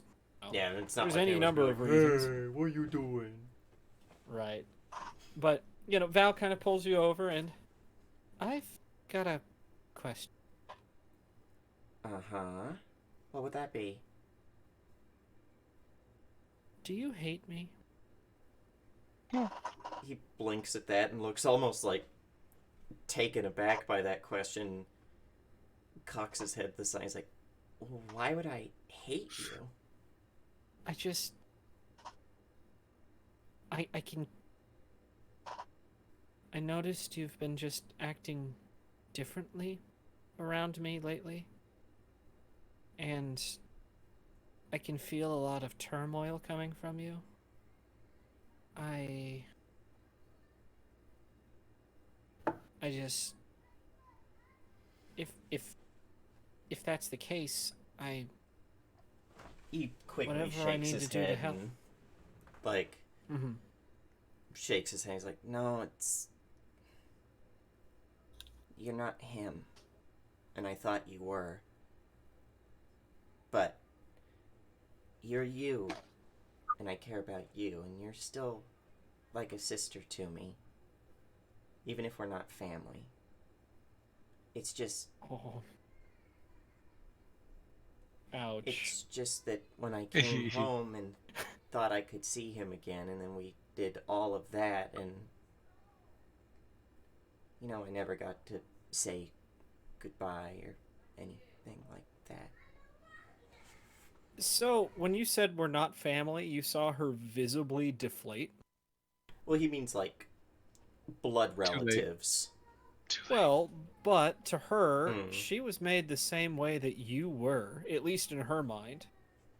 Yeah, there's a gem there, but she was made by the same people for the same purpose, more or less. It just Probably does notice her deflate and is like, yeah.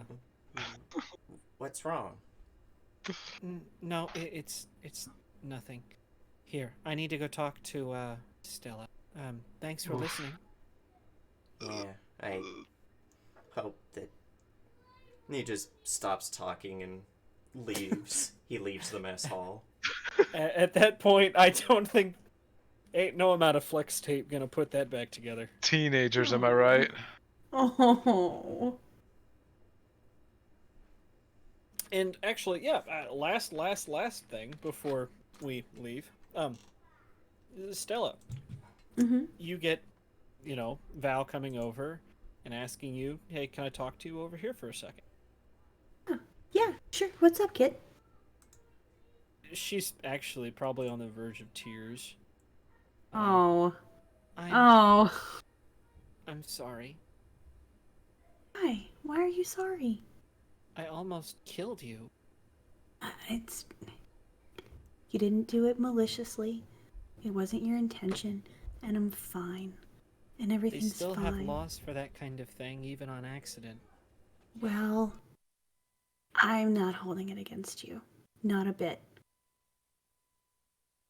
Okay? I accept your apology, but you don't have to apologize. Everything's okay. No, it's not. She's crying now. Oh, I'm gonna hug her. Oh, I'm gonna fucking hug her. And just, like, rub her back while I hug her. And just, I know everything's super fucked up right now. We'll figure it out. And I think we'll leave on that. All right, Gary, you have to go. So, give us your pitch. My pitch? No, give us your pitch. My pitch? Your elevator Your pitch. pitches. Your bye-bye. Your sign-off.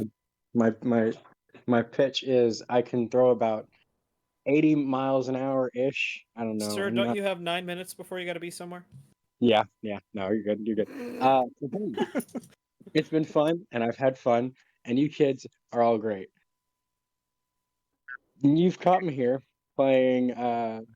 Let's see. I actually didn't play all of my characters today. I only played Margaret and a little bit. I controlled Torzek a little bit, and then I also did Bricks. Bricks likes to curse. Bricks curses more than anyone in the Davibar family, confirmed. And that's saying something because you hear Grandma say "fuck" a lot. Yeah, I mean, you really, it's honestly, it's a feat because like it really is horrifying as to If just James can take a feat to be racist, you can take a feat to be vulgar. bet. Hey, Bet. a recurring One of my first GMs actually gave me a ring of cursing in many languages, a special magic item that allowed the character to curse in any language and understand cursing in any other language, but no other ability to communicate in any language he didn't already know. That's Aw. beautiful. And I love So you That got to would be use a- every intonation of fuck.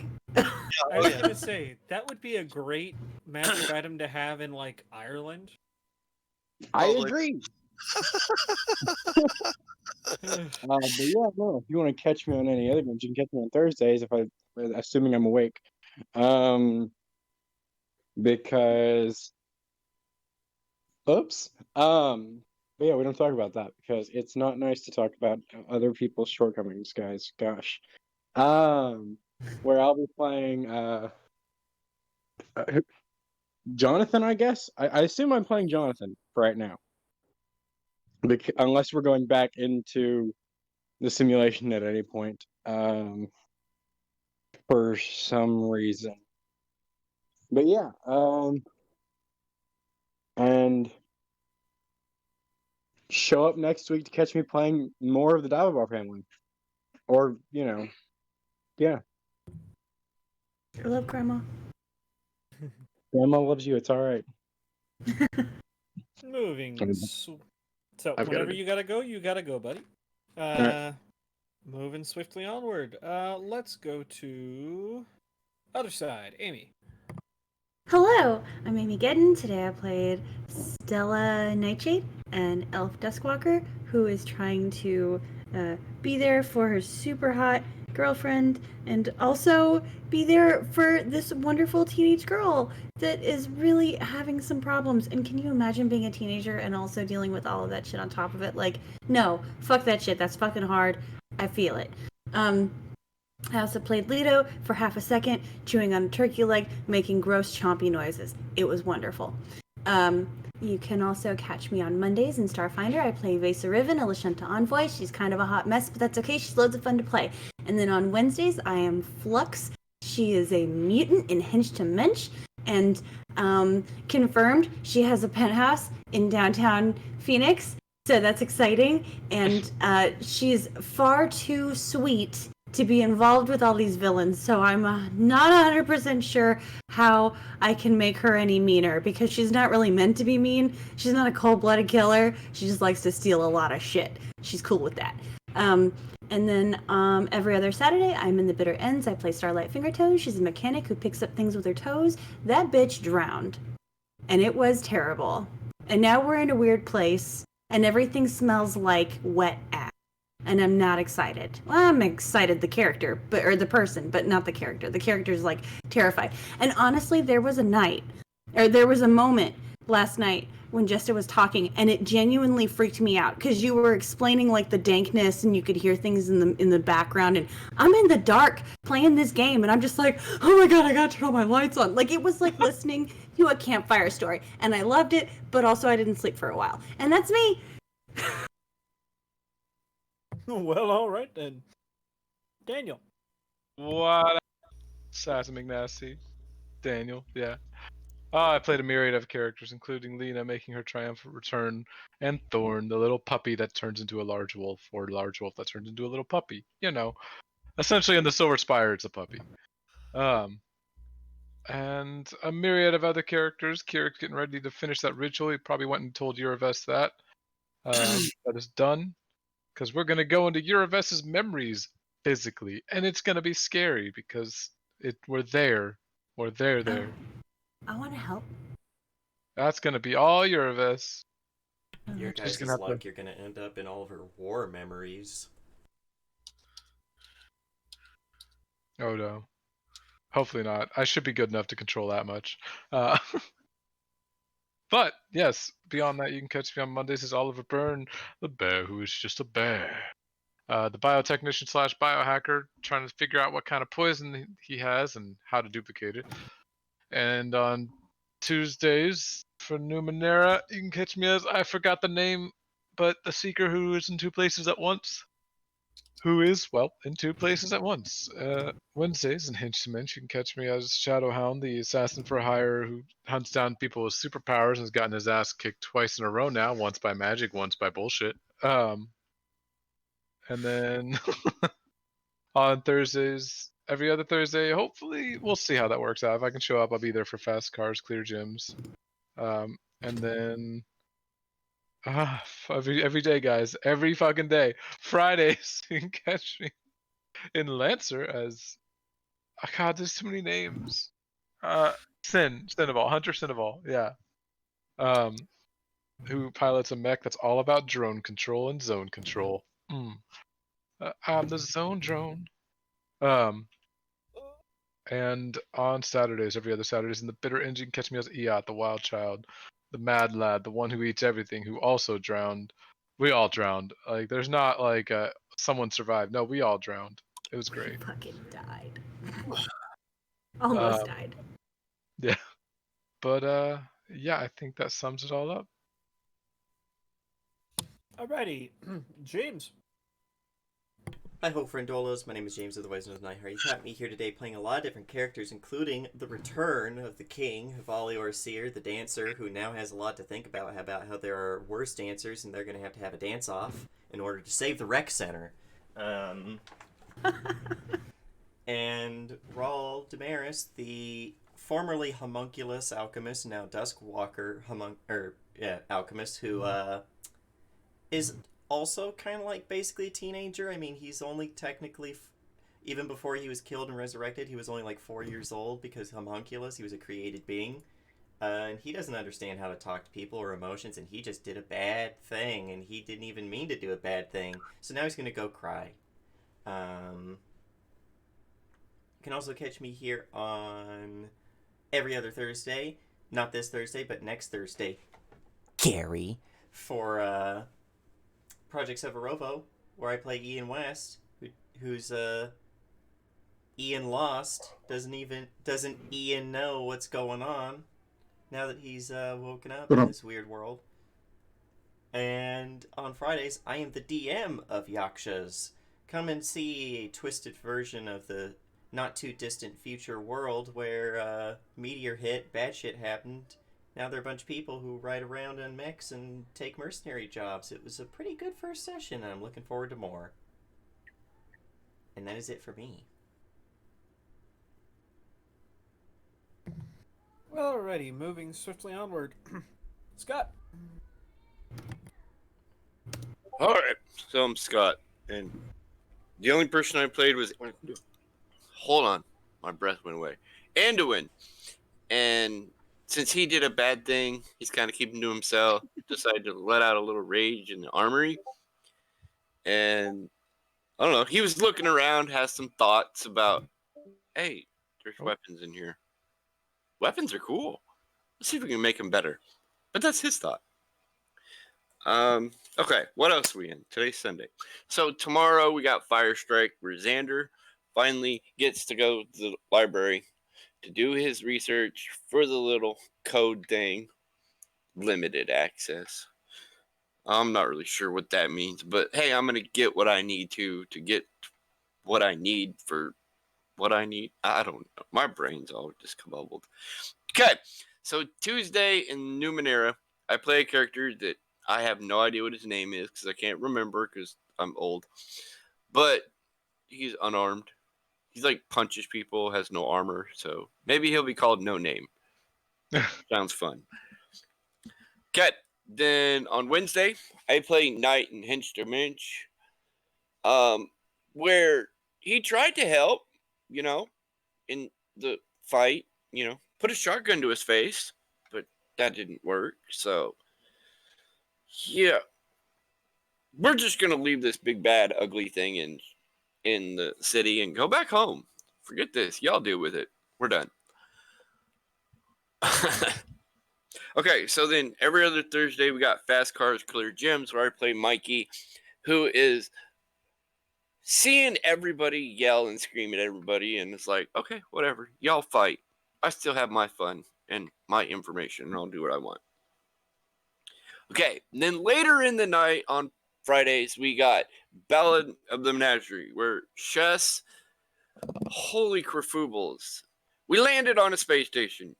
Everybody almost died, but then we came out in the end because, we're that good. But we almost all died. And then I'm also in Bitter Ends as Castiel. And everything that happened is his fault because he cannot drive a boat do well to drive a boat, and he drowned everybody. Scott, this is the second time you've had a character that cannot pilot a boat for shit. I think like you do well when your character is flying a spaceship, but like a boat Mhm. on water every time. Wait, Every what do fucking time, Scott. Oh yeah, You 'cause remember the river? the raft. Just on that raft. I forgot about that one. Yeah. Okay, I'm staying away from water now. I remember. Oh yeah, and then we're back to Sunday, and that's everything because I have mental issues and have to be in everything every day. Well, okily dokily. Next is Brian. Hello, Brian here. Tonight, today for just a little bit, I played Sierra and Vraklana, just sort of a little bit of an introduction. That's about it. But that's fine.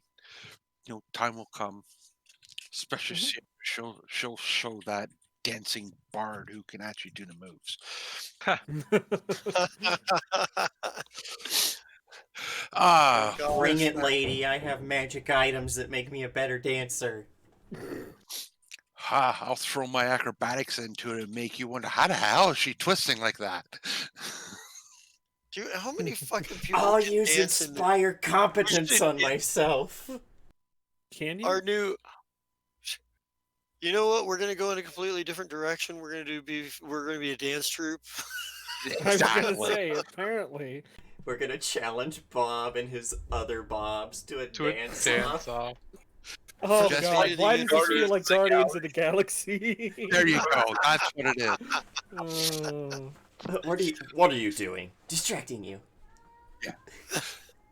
Anyway, beyond that, on Monday in Fire Strike last week, I started a new character. He has a bit of an attitude. If you haven't figured out, he has an Irish attitude. Says shite a lot. Just trying to keep it on the PG level of the swearing, just a little bit. And we don't know what's going on with Shaba yet, so hopefully we can get that cleared up this week. And then it brings us to Tuesday. I'm running the new mirror game. I promise I will have an actual name for the game by Tuesday. Speaking of the game Tuesday, we might have to start a little late. I just got reminded that I had a group I signed up with at my kid's school. So I have to show up for the meeting for that. So we're probably looking about 8:30, 9 o'clock. Start time, we'll just keep it short. We'll end at 11 like I promised everybody, and we'll just keep a short session for this week. Okay. Since we've been away from the game for a couple of weeks, we can Right. get used to it again. And that's it. Alrighty, and let's see. Computer King.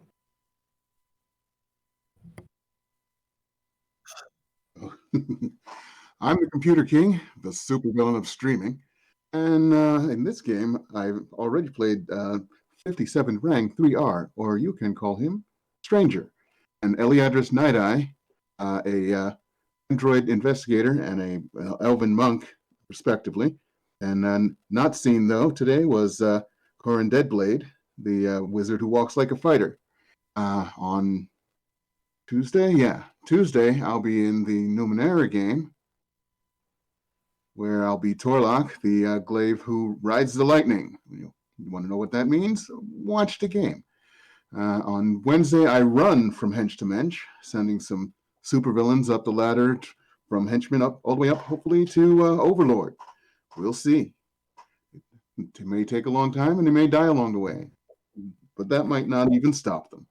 So on Fridays, I'm in Yakshas. I'm John Howler Zulu, the super soldier who drives a great big monkey mech named Kong. And that's all I got. Alrighty. And last but certainly not least, our newest player, Chesta. Hola, ladies and gentlemen. I am the Jester King Zarat. You can catch me here on Monday nights for the Fire Strike, my favorite group of space terrorists, space pirates, and never-do wells. You can catch me here on Friday nights for our second, show of the night for the Ballad of the Menagerie. And I knew you guys would pull. It was difficult, but I knew you could do it.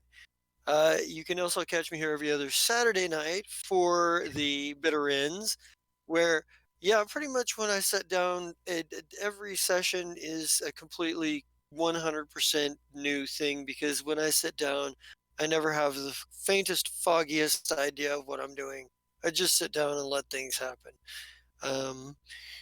And then going forward, you can, as you did today, catch me playing Squin, the Daring Doer, the goblin swashbuckler with atrocious fashion sense when it comes to his own clothing, but as we'll find out later, incredibly good fashion sense when it comes to everybody else's, just not his own.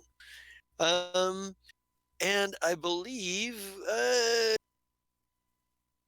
oh yeah, and if you hold your jaw just right, the moon is blue, the cosmos is aligned, and even rarer than that, I've had enough sleep and have time. You might actually catch me on my other channel of Zarat, where I mostly play video games and what have you, although I've been thinking about maybe doing some reviews of shows and things like that.